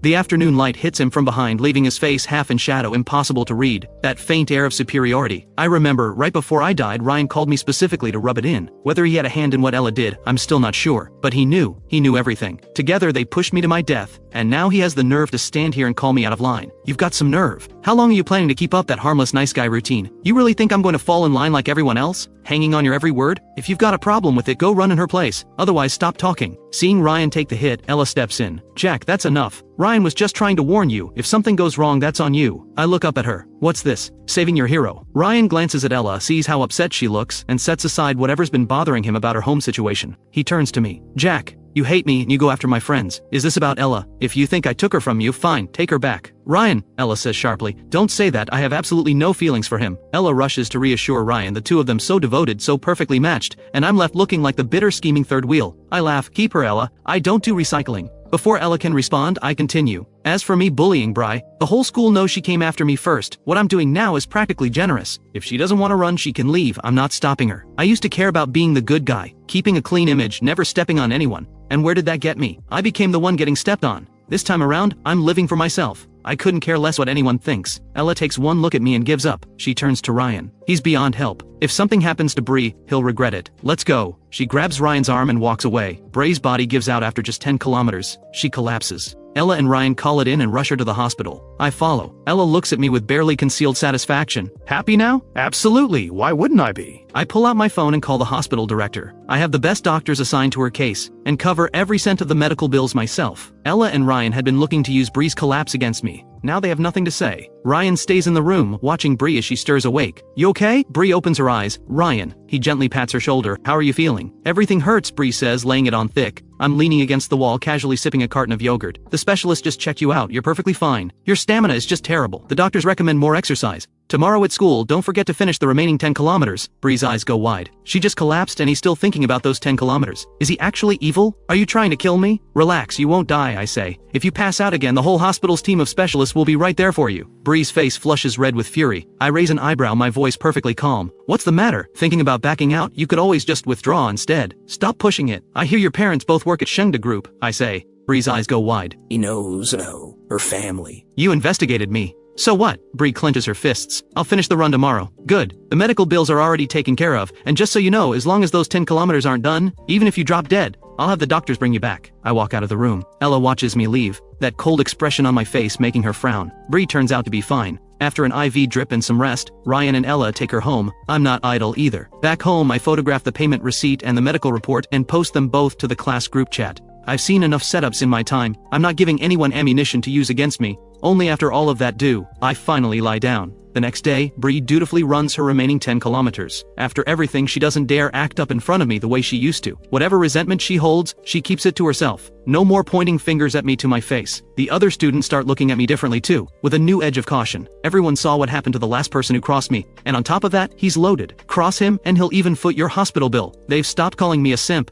stopped bringing up my grades, but behind my back, they're still whispering about me being kept by an older woman. Someone even posted it to the school forum, photo included, and no one knows who. By the time I see it, the replies are piling up. They won't come at me directly anymore. The internet is their only cover. Hidden behind a screen, no one knows who's who. Monday afternoon. I've just walked out of school when I spot two pretty girls standing at the gate. Their uniforms, Yangchuan High. Sophia wears the same uniform, so I recognize it immediately. Some guy nearby can't help himself. They're gorgeous. That's Lily. She's on Yangchuan's tennis team. I used to only have eyes for Ella. Everyone else barely registered. I'd heard Lily's name before, but I had no mental image of her. Looking at her now, I can see she's got a great figure. But as for beautiful, she's nowhere close to Sophia. I honestly don't know what was wrong with me in my past life, turning down Sophia like that. Looking at Sophia now, I realize just how stunning she really is. Put her next to anyone and she still comes out on top. My driver is already waiting at the gate. I'm heading over when Lily steps right into my path. You're Jack, right? She looks me over with undisguised curiosity. I say flatly, who are you? I don't think we've met. Lily's lips curl into a smile. You're that high school boy being kept by an older woman, right? You've been all over the school forum lately. Words made it all the way to our school. Of course, people are also saying I'm not someone to mess with. The story of me dealing with Bree has apparently been retold in vivid detail. Someone bringing it up to my face like this. I find that kind of interesting actually.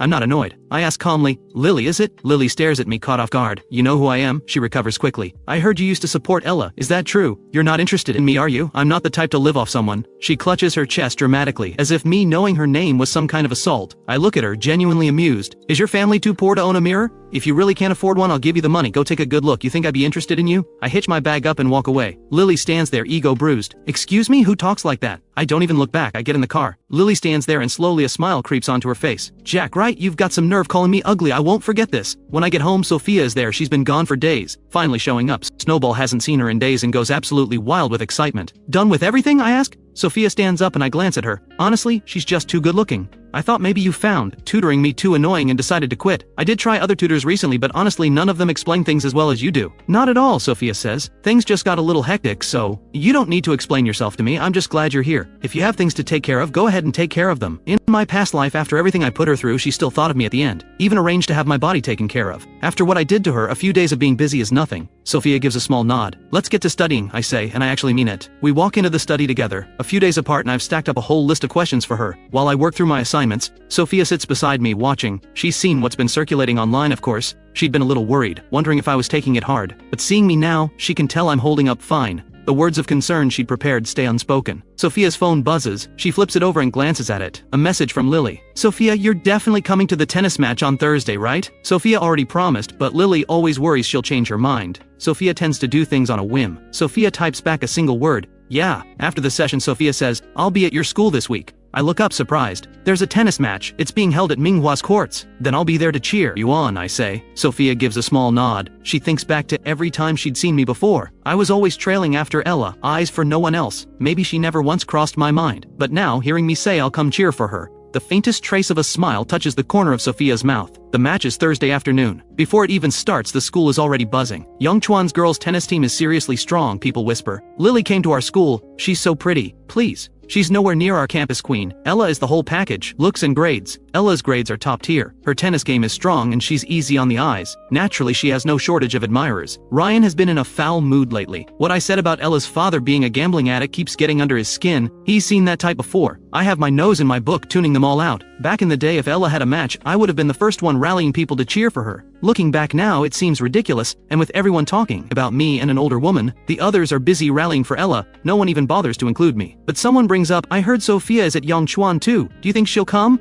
Sophia is the only person who consistently outranks Ella on exams. Her name has made a lasting impression on everyone. Probably not. She rarely shows up to these things. Getting to see her in person is a rare thing. Hearing them talk about Sophia, Ella's expression clouds over. She shifts uncomfortably. Her gaze drifts slowly toward me. She sees me absorbed in my book, and something about it unsettles her. Is he really not going to come cheer for me? She turns to me. Is all this studying actually getting you anywhere? I look up, a little surprised she's even talking to me. Of course it is. Not everyone's naturally talented like you. Some of us have to put in the time. What? Does it bother you to see me improve? Why would it bother me? Ella says. Well, I say mildly. I'm already rich and decent looking. If my grades end up better than yours and Ryan's too, what's left for you two? Ella lets out a quiet laugh. Jack, sure, you've improved. But you barely scraped into the top 200. The higher you go, the harder it gets. You might fall right back next time. You think I'm worried about you overtaking me? Him making the top 200 was already a miracle as far as she's concerned. Surpassing her? Not a chance. Sophia outranking her? Fine, that's just raw talent. Ella has never been able to wrap her head around how Sophia's mind works. But Jack? No matter how hard he tries, he can't overcome years of accumulated advantage. Who knows, I say. No one can predict the future. I don't have time for this, Ella says, standing up. I need to go prep for the match. She walks out. Ryan sits nearby and catches every word between Ella and me. His fingers tighten without him realizing. I'm supposed to be a kept man, and he's still trying to get close to Ella? Doesn't that disgust him? But he puts on a gracious front and walks over. Jack, we're going to cheer for Ella. Want to join? Ever since I cut contact with Ella, the gifts she used to give Ryan have stopped too. So Ryan figures it's better to keep me in their orbit. He can't afford to have me completely cut off. If I'm still chasing Ella, I'll keep spending on her, and the two of them won't have to scrape by. These days Ella is grinding through part-time jobs, barely making enough to cover herself. She can't even drive him home every day like she used to. Compared to when I was supporting her, the difference is staggering. Besides, Ella would never fall for a guy rumored to be sleeping with an older woman. Even if I'm still into Ella, Ryan has nothing to worry about. The moment Ryan makes his pitch, I shut it down. Not interested. Ryan looks at me. Why not? Ella actually speaks well of you, you know. Whatever's happened, we were all friends once. No need to make things this tense. I glance up at him. I think back to my past life, how I handed over the family business to Ella, all in the hope that she'd agree to marry me. Back then, Ryan was doing the exact same thing, singing Ella's praises every single day. So generous. Never once seemed worried I'd steal her from him. I used to think Ryan was genuinely decent. Later I understood, it wasn't that he didn't care, he knew exactly where Ella's heart was. She would never love me, but staying close to me meant Ella could keep getting what she wanted. And so could he. Hearing Ryan advocate for Ella now, I don't buy a single word. I have standards when it comes to who I call a friend. Ryan goes quiet. The others, seeing me brush him off, jump to his defense. Forget it, Ryan, why bother? If he doesn't want to come, let him. They head off to cheer for Ella. I wrap up what I'm doing and make my way to the gym. Ella has already changed into her athletic gear. Standing in front of Ryan, her face is all sweet softness. But out of her school uniform, her figure is something else. She's always loved sports. Seeing her like that, Ryan's cheeks flush. The moment I walk in, Ella's eyes find me. Didn't you say you weren't coming? Ryan follows her gaze and spots me. Jack. I look at the two of them, all lovey-dovey, and don't say a word. I head straight for the stands, looking for a good spot. After a bit of searching, I find a front row seat. Deliberately a little distance from Ryan and the others. I've barely sat down when instead of Sophia, I spot Lily, the girl from a couple days ago. Lily walks right up to me. Jack, about what you said to me the other day, don't you think you owe me an apology? I let out a short, cold laugh. You sure you weren't the one who started it? If she hadn't brought up the whole kept man thing, I wouldn't have said any of that.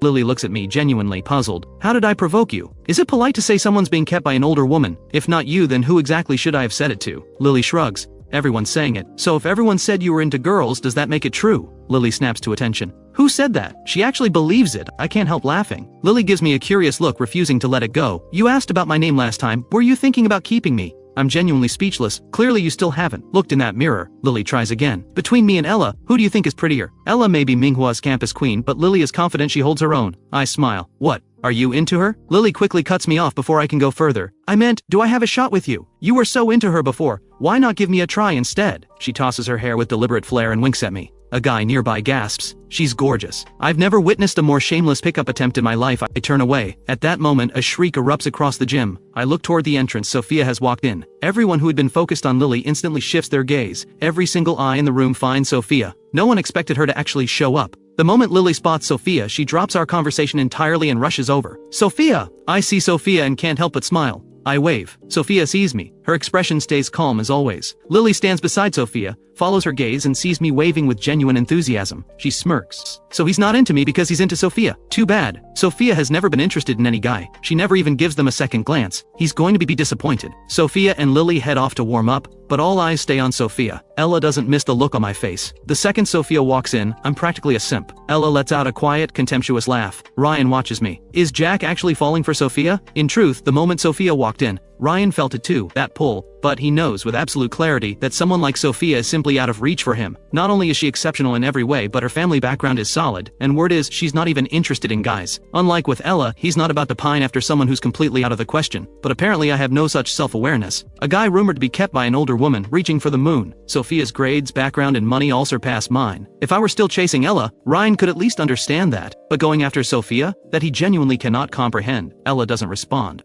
I'm going to warm up. She thought I came to see her. Turns out I'm here for Sophia. Ella is seething inside. She used to think that if I ever stopped watching her, she'd feel nothing but relief. I used to cling to her like she couldn't scrape me off. Now that I've let go, she finds herself unsettled in a way she didn't expect. She has always seen Sophia as her greatest rival. During the time she spent living at my family home, she noticed my father had been planning to arrange a marriage for me, and the intended match was Sophia. Back then she told herself, so what if Sophia outshines her in everything? The man Sophia was meant to marry was her devoted simp. He didn't even see Sophia. Every time she thought about that, it delighted her. After enduring so much, it felt like the one victory she could savor. But now I've walked away, and my attention has landed squarely on Sophia. Ella can't hide her discomfort. Bree is standing beside Ryan. She watches as I sit in the stands. I bought some water and shared it with the other guys around me. Some of them have talked about me behind my back, but we're not in the same class, so that's just how it goes. Now that they've actually spent time around me, they're starting to see I'm not bad. They take the water. Their expressions soften. Bree leans toward Ryan. Is he trying to win people over? Ryan shrugs. Sophia's here, he probably wants to show off. Bree looks at Ryan stunned. You mean he's actually trying to go after Sophia? Is he out of his mind? Sophia, his girlfriend, please. Who's going to want someone like him after all that? I've never seen anyone flaunt something like that so openly. I just saw Lily talking to him. Is he just into any girl who's halfway decent looking? Ryan sighs. He's got the means. He didn't come here to study. Honestly, he's kind of pitiful. If he had parents keeping him in check, things might have turned out differently.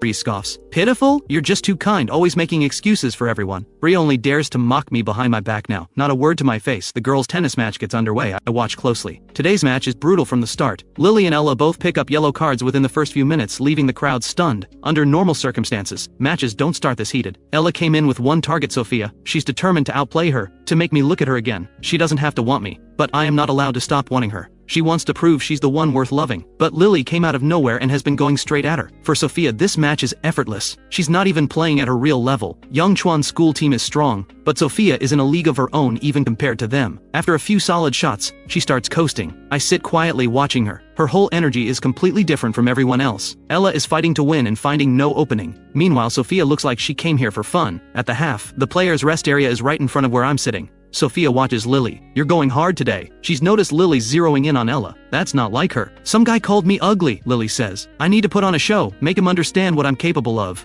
Sophia takes it in, quietly files it away and says nothing. Lily finishes her water and turns around. She spots me in the stands. She grins and calls out loud, how about that? Pretty badass, right? Your girl Ella got demolished by me. The moment the words leave her mouth, Sophia glances at her. Lily doesn't know why, but suddenly the back of her neck feels cold. Compared to Lily's relentless energy, I notice Sophia showing very little enthusiasm toward me. Right now, for instance, Lily turned to look at me, but Sophia just sits there. She's always been reserved. She probably just doesn't like being the center of attention in settings like this. But the more she holds back, the more interesting I find her. I smile and call out, Sophia, you were incredible out there. Lily hears me calling out to Sophia and snorts. She leans towards Sophia. My man is deliberately trying to get under my skin. We had a little argument the other day and he's still holding a grudge. Sophia glances at Lily. Is that so? She doesn't turn to look at me, but look closely. Her ears have gone noticeably red. In the second half, Sophia plays with full focus. In the first half, Ella and Lily had been locked in a fierce back and forth. But in the second half, with Sophia on court, Ella can't return a single shot. The match ends in a landslide. Manhwa loses badly, and the one who takes the hardest fall is Ella. For a long time, people talked about Sophia from Yongchuan and Ella from Manhwa.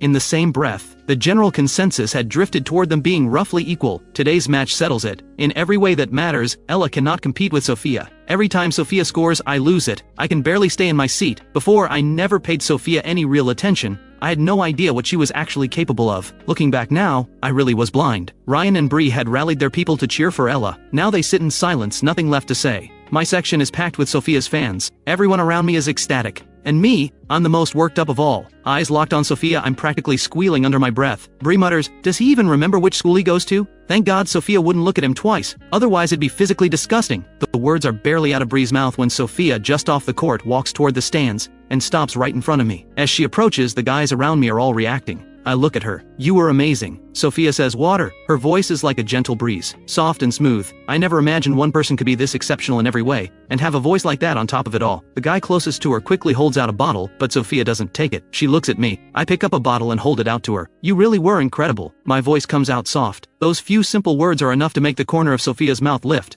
Under my gaze, she tips the bottle back and drinks. Lily, who had been ready to swoop in and show off, watches this unfold with wide eyes. What just happened? She's been working so hard all day to impress him, and Sophia just swooped in and took the moment. More importantly, Sophia has never once shown interest in any guy. She always brings her own water to matches. She never interacts with male students. She keeps everyone at a distance, at school and everywhere else. And yet right now, could Sophia actually like him? The thought hits Lily like a shock. Sophia finishes the water and says, I'm going to change. Let's go home together after school. I nod. Sure. Sophia turns and walks back. Lily stares, jaw dropped. Sophia, you know him? Sophia says calmly, I'm pursuing him. Everyone is saying I'm being kept by an older woman, and Sophia just said she is pursuing me. That word, pursuing. Since when does Sophia need to pursue anyone? Normally all she'd have to do is give the slightest nod and anyone would fall over themselves to be with her.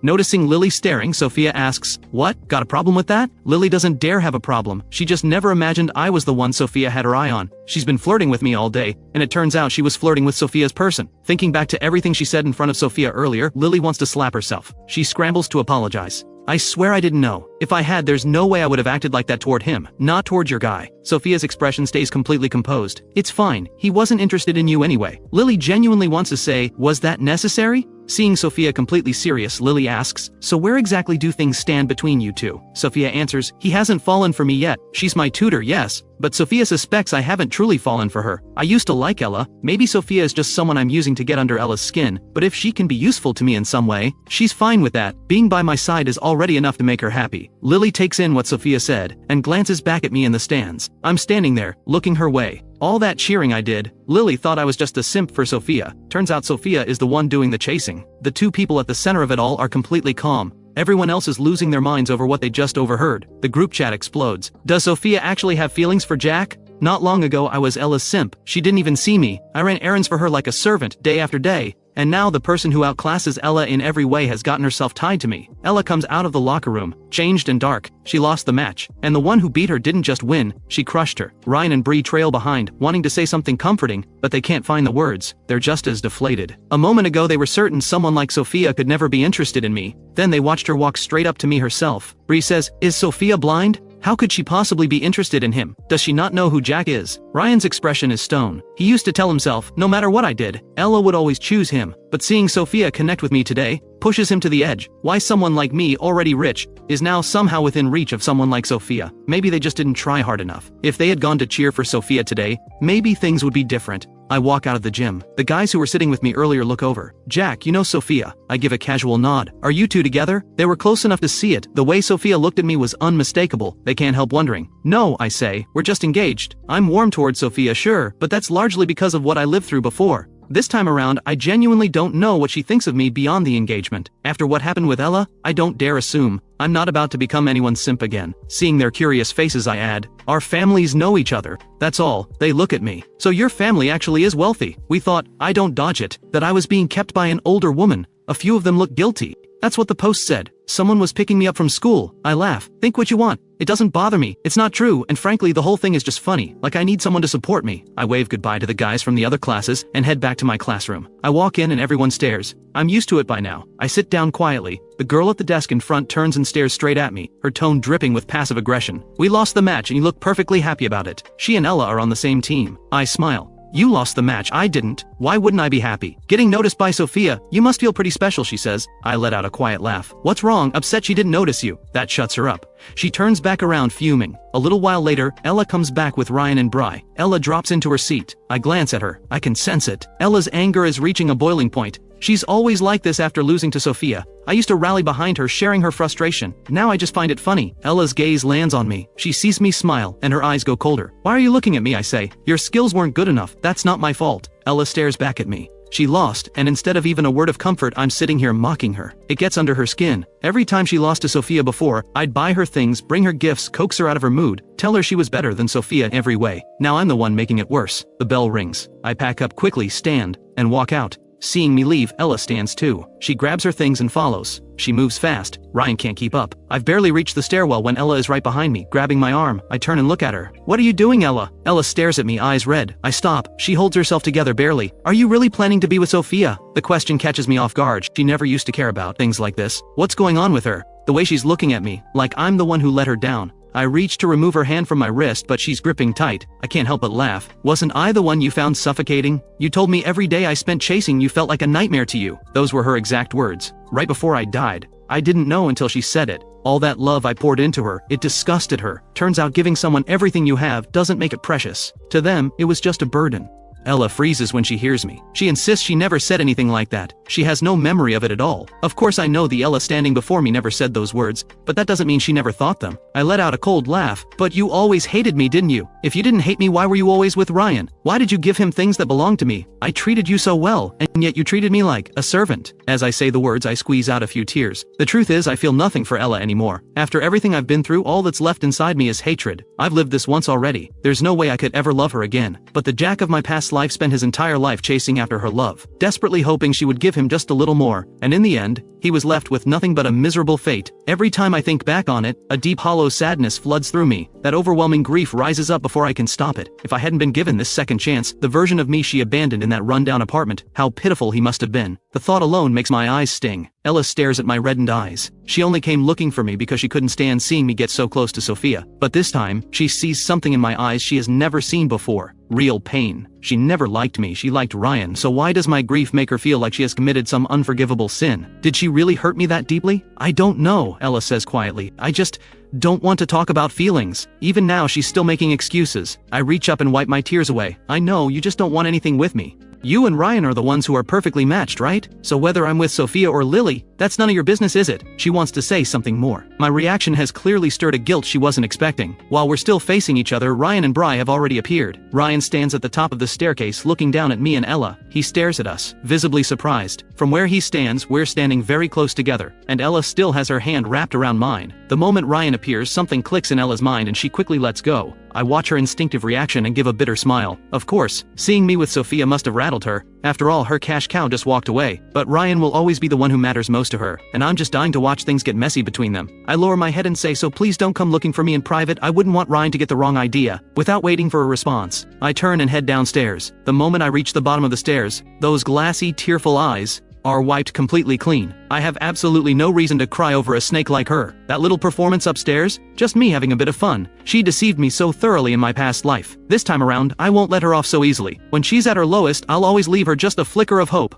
The illusion that I still care. Watching me leave, Ryan slowly makes his way downstairs. He turns to Ella. What exactly happened between you two? I thought I saw him crying just now. I'm going back, Ella says flatly. She's in no mood for this, and she has no idea how to explain any of it to Ryan. My behavior just now made one thing clear. I still have feelings for her. It was her coldness that pushed me toward Sophia. Maybe she never should have let me find out about her and Ryan. I've barely stepped out of school when I spot Sophia standing quietly by the gate, waiting for me. She's changed out of her athletic wear and is now in the school uniform. Lily is standing beside her. The two of them are waiting patiently. The moment I appear, Lily spots me first. She nudges Sophia. Your man is here! At the sound of her voice, Sophia turns to look my way. The school grounds are crowded, and all eyes are on Sophia. Seeing her on the court is one thing. Seeing her here like this is something else entirely. In the same uniform, Lily somehow looks a little plain. But on Sophia, the simple clean uniform looks effortlessly stunning. When she sees me, she walks over and takes my bag without a word. From the way she acts, it's clear she genuinely cares about me. I'm not the one chasing after her. It's mutual. Sophia doesn't seem to care what anyone thinks. Her eyes settle on me. Let's go eat first. I nod. My mood hasn't been touched by Ella at all. She doesn't deserve that kind of power over me. Lily beams at me. Hey there! I glance at her with a flat look. Sensing my displeasure, Lily quickly backpedals. Okay, I was blind to greatness before. I didn't mean to get on your bad side. Please don't be mad at me, I really am sorry. She keeps using that nickname, but I can't be bothered to argue. I simply turn to Sophia and ask, are you two friends? A clear hint of indifference in my voice. Sophia glances at Lily and says, no. Hey, come on, Lily protests immediately. It's all my fault. I'm apologizing to you.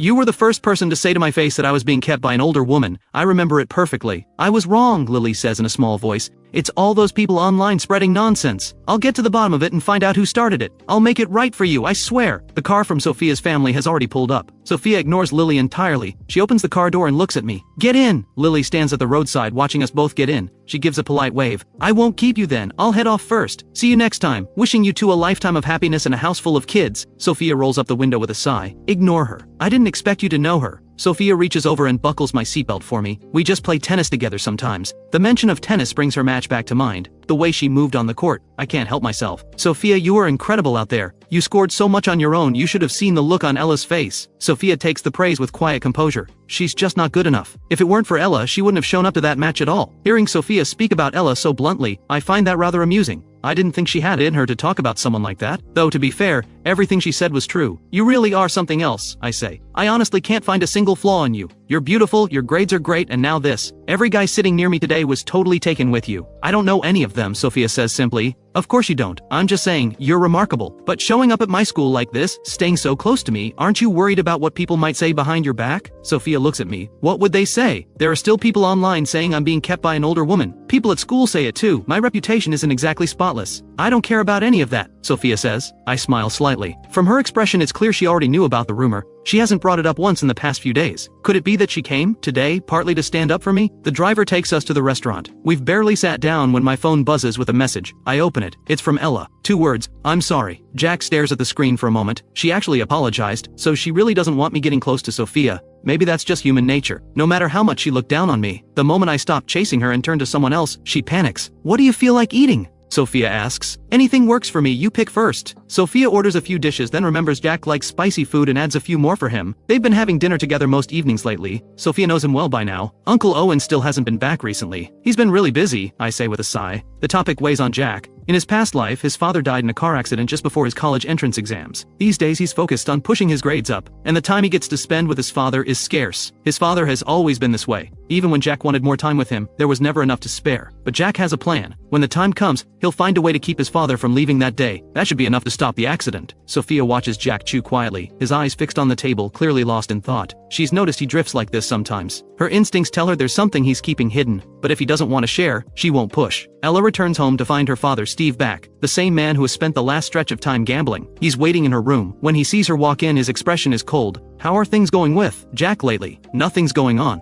Ella had spent the whole walk home turning over her feelings about Jack. Now, facing her father, her expression hardens. Nothing? I told you to go win him over. You still haven't managed that? At the sight of him, Ella's voice goes flat. Why should I have to win anyone over? He already fired me. Am I supposed to go crawling back to him? Don't I have any dignity? Deep down, seeing Jack with Sophia does sting. There's a part of her that wants to pull him back. But looking at her father, right now she's grateful she and Jack are no longer together. She barely finishes her sentence before Steve lunges forward and slaps her across the face. You stupid girl! If you don't get him back, where are we supposed to get money? Now, how much money do you have on you? Hand it over. He's lost everything at the table again. It's written all over him. Ella stares at him. You've been gambling again. Stay out of my business. Don't be like your mother. Disgusting. Keep it up and I'll beat you senseless. When you were with Jack, money was never an issue. I could play all I wanted and it didn't matter. But you had to go and get involved with that broke nobody. And now look. You've let a golden catch slip right through your fingers. Get him back, or I won't let this go. Steve storms out. Once he's gone, Ella checks the hiding spot under her bed. The money she stashed there is gone. He's already found it. The apartment is small. Growing up with just her father, she's never had any real privacy. There are only so many places to hide things. When she was with Jack, she used to quietly set aside some of the money he gave her. University was coming. Expenses everywhere. Her father would be useless. She had only herself to rely on. But even so, he found it anyway. By the time Ella steps back out, he's already gone. She stares at the empty doorway, then kicks the wall hard. After dinner, Jack and Sophia step out of the restaurant to find it's raining. The driver takes Jack home and holds an umbrella out for him. Jack steps out of the car. Sophia takes the umbrella and walks him to his door. Okay, the rain's getting heavy, you should head back, Jack tells her. Sophia looks at him gently. Good night. Her voice is soft. Jack looks back at her, those bright eyes fixed on him. He feels his face go warm. He nods. You too, get some rest. See you tomorrow. Sophia nods, takes the umbrella back and gets into the car. Jack watches her go and realizes, being with her really does make him happy. The car pulls away. Jack is just about to head inside when a familiar voice calls his name. Jack. He turns. Ella steps out of the shadows. She has no umbrella. He has no idea how long she's been standing there. She's completely soaked. The sight of her catches me off guard. What are you doing here? First that apology text, now showing up in person. Looks like my little performance this afternoon hit harder than I thought. Ella looks at me. I was smiling just moments ago, but the second I see her, my expression goes cold. So you're that happy with Sophia? Yeah, I am, Jack says. She treats me well. Unlike some people, Ella has always kept a cold face around Jack. Seeing her look like this, almost tender, is something rare, even knowing she's ice through and through. Even knowing every bit of this is an act. Seeing a side of her he's never seen before still stirs something oddly satisfying in him. "What do you want, Ella?" Jack asks. A faint smile tugs at the corner of Ella's mouth. "So you've really made up your mind, you're done with me." "What, running low on cash again?" Jack says. "The only time you ever look at me like that is when you need money." "You're overthinking it," Ella says, holding his gaze. "I just wanted to see you." She turns to leave. "I'm going home." She turns and starts walking, and within moments Jack watches her collapse to the ground. Jack calls for Auntie Chen. She hurries over and stares at the figure on the ground, visibly shaken. "Isn't that Miss Ella? What happened to her?" "Not sure, she collapsed." Auntie Chen holds the umbrella over Ella and presses a hand to her forehead. "She's burning up, must be a fever, what do we do? Are we going to take care of her?" "Bring her inside," Jack says. "Get a doctor." "Should I put her in her old room?" Auntie Chen asks hesitantly. "Wasn't there a room Uncle Steve used to stay in? Put her there for now." The room Jack used to give her was arranged to his own high standards. Letting her have that now would be a waste. The way things stand, the staff quarters are more than enough for her. Auntie Chen has Ella moved to the staff room. Then she calls for the doctor. The doctor confirms it's just a fever, nothing serious. They let her rest. Jack stands by the window looking out at the courtyard. The rain is relentless tonight. He's already showered, but sleep won't come. A message from Sophia lights up his phone. "I'm home," Jack replies. "Just finished showering. Then get some rest. Good. Good night." Jack sets down his phone and falls asleep. The next morning Jack comes downstairs to find Auntie Chen has already prepared breakfast. He sits down and asks, "How's Ella?" "She woke up around dawn and left first thing." Jack looks up, caught off guard. "Really? I assumed she was still here. I told her to wait until you were up, but she wouldn't listen." "That girl, I can never tell what's going on in her head." "Honestly, same," Jack says. "She's impossible to figure out." Auntie Chen looks at Jack warmly. "If you ask me, Miss Sophia is so much better for you. Young master, please keep your distance from Ella from now on." She's worried he might fall back into being a lovesick fool all over again. Jack laughs. "Relax. The only reason I even bothered last night was because she collapsed at my door. I didn't want that bad omen on my conscience." Auntie Chen smiles with relief. "Good. Ever since Jack stopped being a lovesick fool, she stopped worrying the way she used to. The spoiled young master has really grown up. By the time Jack gets to school, Ella has already gone home, changed, and come back. When she sees Jack walk in, she keeps her head down and says nothing. She's back to her usual cold self. Jack thinks she has some nerve. He practically saved her life last night, and she can't even manage a thank you." He drops into his seat and ignores her right back. Does she really think he's still the same lapdog he used to be? When class ends, Ryan comes over. He and Ella head off together for a student council meeting. Ryan looks at Ella as they walk. "Are you feeling better today?" Ella glances at him. "I'm fine. Losing the match yesterday wasn't really the issue, but seeing Ella with Jack yesterday has been weighing on Ryan's mind." Ella says nothing. After Steve took her money yesterday, her mood has been dark ever since. Ryan sees she's not talking and takes a breath. "Ella, if you want to be with Jack, I support you. I really do." "You're overthinking it," Ella says, looking straight at Ryan. "I have zero feelings for Jack. I'm not getting back with him. I just can't stand watching him walk around with Sophia like everything's fine. I don't want them to get off so easy." Ryan nods. "Good, Ella, no matter what, I'm always on your side." Ella gives a small nod. Then she thinks of her father, using her to swindle money from Jack's family. There's no way she'll be part of that. Steve has no limits. She's always known that. She refuses to let him turn her into his tool. That's why she left Jack's house the moment she came to her senses this morning. She wants nothing more to do with him. In the days that follow, Ella spends all her time with Ryan. She stops hovering around Jack entirely. Jack doesn't spare them a second thought. He focuses on his classes every day. In his free time, he browses property listings and buys type. Prices are still low now. Later, they'll skyrocket. One afternoon, Jack leaves school a little later than usual. He stayed behind to finish some homework. By the time he steps out, the school gate is nearly empty. "Young Master Jack!" The moment he steps outside, someone calls out to him. He looks up and sees Steve. "Uncle Steve," Jack says. "Here to see Ella?" Steve looks at me. "Yeah, just checking on her. That rotten girl, I've been giving her an earful lately. It's her own fault. She just had to go after that Ryan kid. No sense of what's good for her. Don't be too hard on her," Steve says. "I'm not angry," Jack replies. Jack takes in Steve's disheveled appearance and frowns slightly. Just then, Ella and Ryan come out of the school. Seeing Jack and Steve together, Ella can't help herself. "What are you two doing here? Last time Steve took her money, he disappeared for days. Now he's back, which means he's broke again." Steve shoots her a dismissive look. "I'm talking to my son-in-law, none of your business, get lost." Ella turns her sharp gaze on Jack. "And you, why are you still standing there? What, do you actually want to be his son-in-law?" Take a look in the mirror first. Get out of here." She lets loose at Jack without holding back. Jack already knows she's never been warm to him, but even so, the force of it catches him off guard. He stares at her. This woman, every single time. It takes him a few seconds to recover. "You flatter yourself. Who would want anything to do with you?" He fires back and walks away. Steve calls after him. "Don't you worry, son-in-law. I'll send Ella to find you in a couple of days. I'll straighten this girl out when we get home." He tries to follow Jack, but Ella steps in front of him and blocks his path. Steve seethes. He glares at her. "What do you think you're doing? You won't make an effort yourself and now you're stopping me too? We finally had him right here and you drove him off. Can't you do anything right?" Jack is already in the car. He watches through the window as Ella blocks Steve, her face tight. Stop coming to my school. I'll come whenever I want, Steve snaps. Where's the money? You don't know how to make money? I don't have any, Ella says. You took it all last time. That was my university fund. So what have you been doing about it? The question set Steve off. Back when Ella had Jack wrapped around her finger, he had no complaints whatsoever. He didn't care that she was spending every day with Ryan, because Jack didn't seem to mind either. But now things are different. Jack has cut Ella off because of Ryan. Steve can no longer afford to let things slide. This is my problem to handle, Ella says. Go home, I have a shift to get to. A shift, a shift. Steve throws up his hands. That's all you know. How much does that miserable job even pay you in a month? You'd be better off winning Jack back. Look what you just did, you chased him off. So what if I don't like him? That's my right. You, Steve raises his hand, then remembers they're in front of a school. We'll finish this at home. Money, now. If you don't give me any, I'll go find Jack myself. Go get money, did you hear me? You're just like your mother, heartless. Ella's face is stone cold. Whether you live or die is none of my concern. She steps onto the bus at the stop and doesn't wait for Ryan. Steve watches her go, fuming. He looks down at the few hundred in his hand. That daughter of his is getting harder and harder to control. Ryan had walked out with Ella, but seeing the scene unfold, he hung back. He watched from a distance, not daring to step in. Only once they're both gone does he come out. He'd only ever known Steve as a driver. He had no idea that was Ella's father. And the fact that he came here demanding money when Ella has nothing left, that's a lot to take in. He'd figured stepping in would only make things messier and more embarrassing. So he stayed back and waited it out. Jack sits in the car for a long moment before finally telling the driver to go. He thinks about the way Ella just laid into him and almost laughs. I don't even want her. And yet she's worried I might actually marry her, just because her dad said a few nice things? Jack gets home. Auntie Chen beams at him. Welcome back, young master. Jack gives a quiet, Who upset you? Auntie Chen asks. She picks up on his mood immediately. Nothing. Just a bad omen of a person. When Sophia gets here, send her up to the study. Sophia has been arriving later than usual lately. Jack isn't sure what's keeping her. He's barely gone upstairs when Sophia arrives. The young master seems a bit off today. Sophia frowns. What happened? Auntie Chen shakes her head. He didn't say, but it's got to be something to do with Ella. She's the only one who makes him shut down like that. Sophia heads upstairs and opens the study door. She finds Jack at his computer watching this year's most popular holiday comedy sketch. He's watching intently and laughing genuinely. Sophia walks over and settles into the empty seat beside him. Jack glances at her. You're here. Sophia meets his eyes.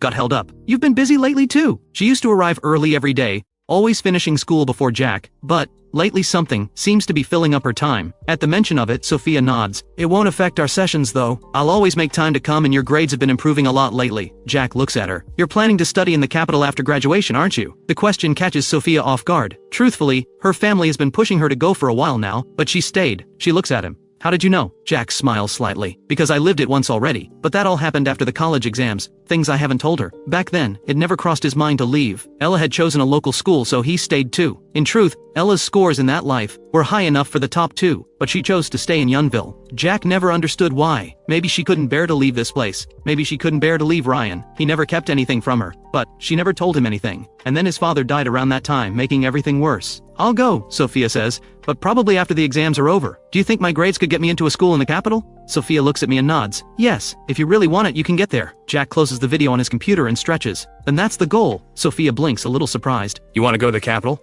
I just want to give it everything I've got, Jack says. I've been given a second chance. Might as well aim high. If you don't even dare to dream it, no amount of luck in the world will make it fall into your lap. Sophia watches him, that familiar confidence back in his eyes. Feeling better? Ella got under my skin, Jack admits, and gives her a quick rundown of what happened at the school gate. Isn't that ridiculous? I never said anything about marrying her. She acted like I was going to drag her to the altar, and then she goes off on me like that. Unbelievable. She likes Ryan. Fine. Nobody's desperate for her. It's my own fault. I was blind before. I made her think she mattered that much. Sophia looks at him and says softly, Our Jack is the best. Way too good for someone like her. Jack hears the words and looks over at her, only to find her gazing straight at him with quiet sincerity. His face goes warm before he can stop it. Good grief. He thought his heart had died somewhere in his past life. But when Sophia speaks to him like this, something impossibly shy stirs inside him. It takes him a long moment to collect himself. Do you talk to everyone like that? No, Sophia says. I don't say things like that casually. So that means I'm different to you. Sophia stiffens slightly at that. She looks away and puts on a very serious expression. I made a promise to Uncle Owen to take good care of you. The moment she brings up his father, Jack deflates a little. She really is too obedient for her own good. If your family told you to be with someone else in the future, would you just go along with that too? Sophia turns to look at Jack. Her expression is hard to read.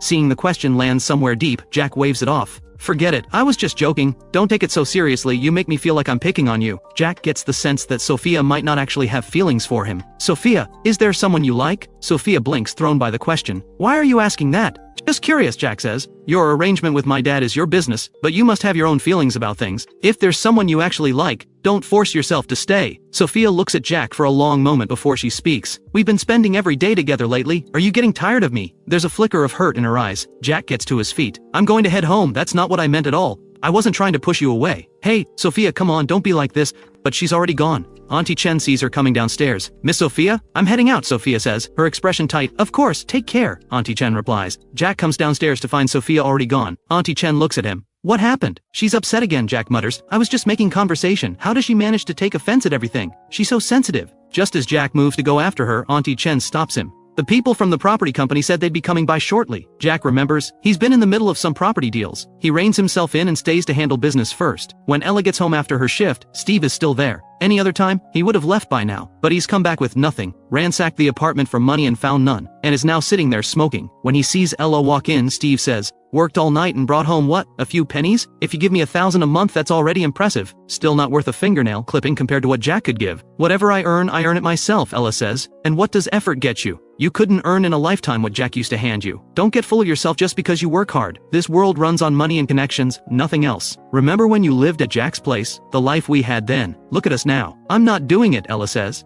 And aren't you afraid of getting labeled a scammer and hauled off one day? You'll ruin your own life. Just don't drag me down with you. Ella turns to face him. You talk about family money and status. So why haven't you as a father done anything to build that? Steve sputters, caught off guard. Then he recovers. I had bad luck, all right. And your mother, useless woman, sick all the time. That's what dragged me down. That's why I pushed you toward Jack. What does Ryan have to offer? You'd marry him and spend your life scraping by. The Jack family is loaded. And that boy was crazy about you. A little sweetness from you and he'd have been putty in your hands. I don't like him, Ella says. And I won't be with someone I don't like. Like him? What's liking someone worth? I'm not asking you to fall in love. I'm asking you to get his money. What's the problem? I won't do it. When she thinks about Jack, she knows they were never meant to live in the same world. She simply refuses to walk that path with him. She can't deny that life was simpler when he was around. But seeing her father gloat like this makes her sick. He drove her mother away. He mistreated her all her life, and now he wants to ride her coattails. All he does is gamble. A man like this, he deserves nothing.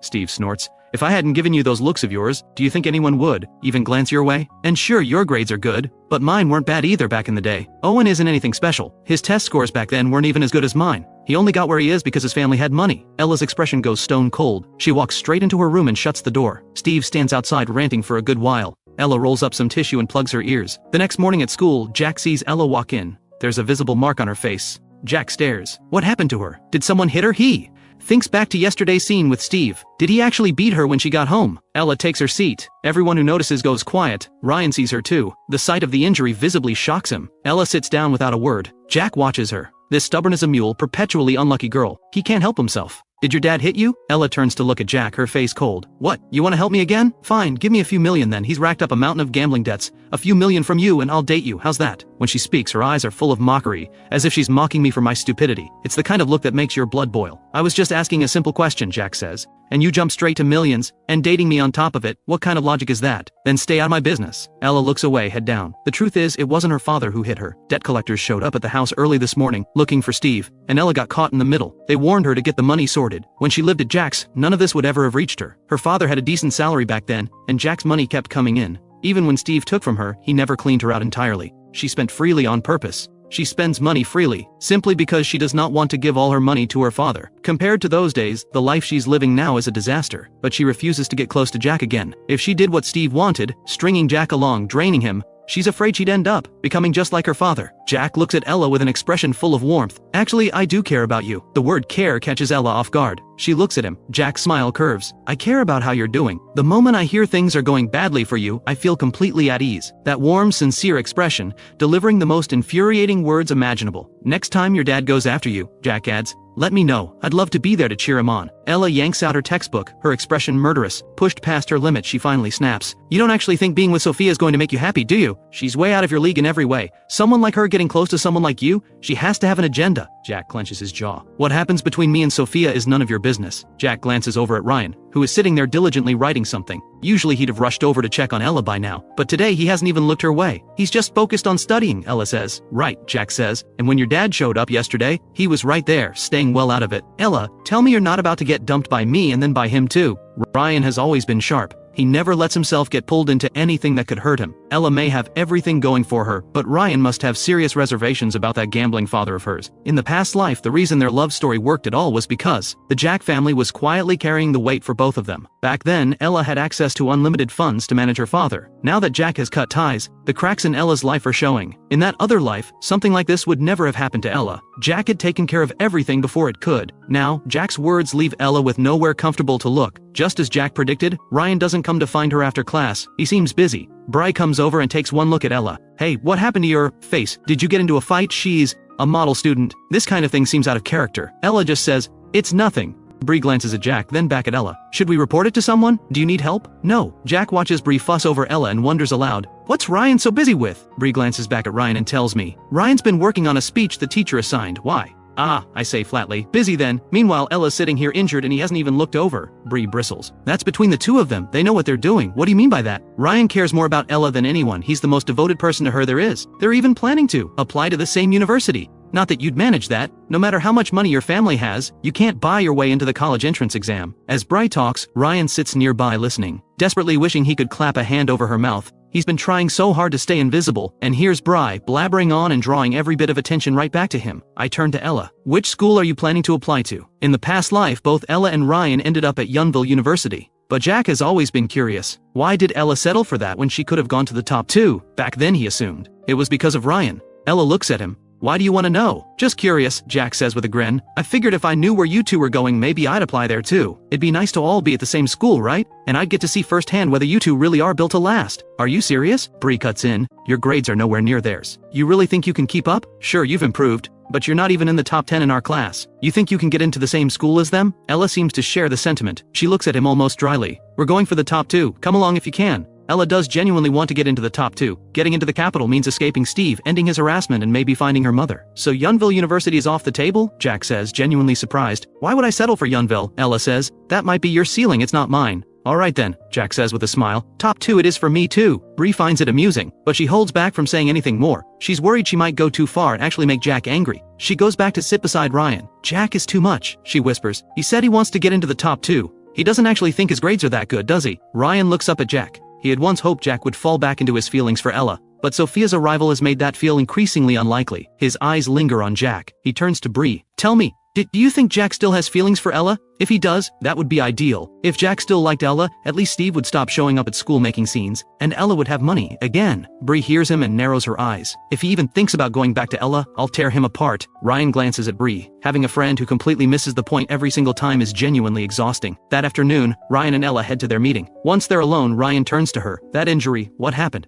Did your dad do that?" "No," Ella says. "Some people came looking for my dad. There was a confrontation." "Money?" Ryan had seen enough yesterday to piece it together. Ella nods. "Yes." Ryan looks at her and takes a breath, working up the nerve to say what's been on his mind. "Ella, this can't keep going. Have you thought about going to Jack for help?" "What kind of help?" Ella looks at him confused. "Didn't you used to tutor him? Maybe you could go back to doing that." "We weren't exactly kind to him before, I'll admit, but he's still a wealthy young master. We should be a little warmer to him. He probably wouldn't mind having one more tutor." "No," Ella says firmly. "I don't want that. She was already let go by Jack. She's not gonna go begging. She may be broke, but she still has her pride." "What's wrong with it?" Ryan says. "You'd just be tutoring him for money. You'd earn more than that cafe job pays you. And you'd have a way to deal with your dad's situation." Something about being pushed toward Jack by Ryan sits wrong with Ella. "You'd really be okay with me tutoring him?" Ryan smiles. "Why would I be upset? You don't have feelings for him. And for Jack, getting to spend money on you is probably the highlight of his day. Everyone at school knows he's close to Sophia now," Ella says. "If I go back to him now, what does that look like? I won't do things I don't want to do just for money." Ryan pushes back. "Sophia will find out about the rumor sooner or later. When she does, she'll want nothing to do with him. You just be reaching out as a friend, that's perfectly normal.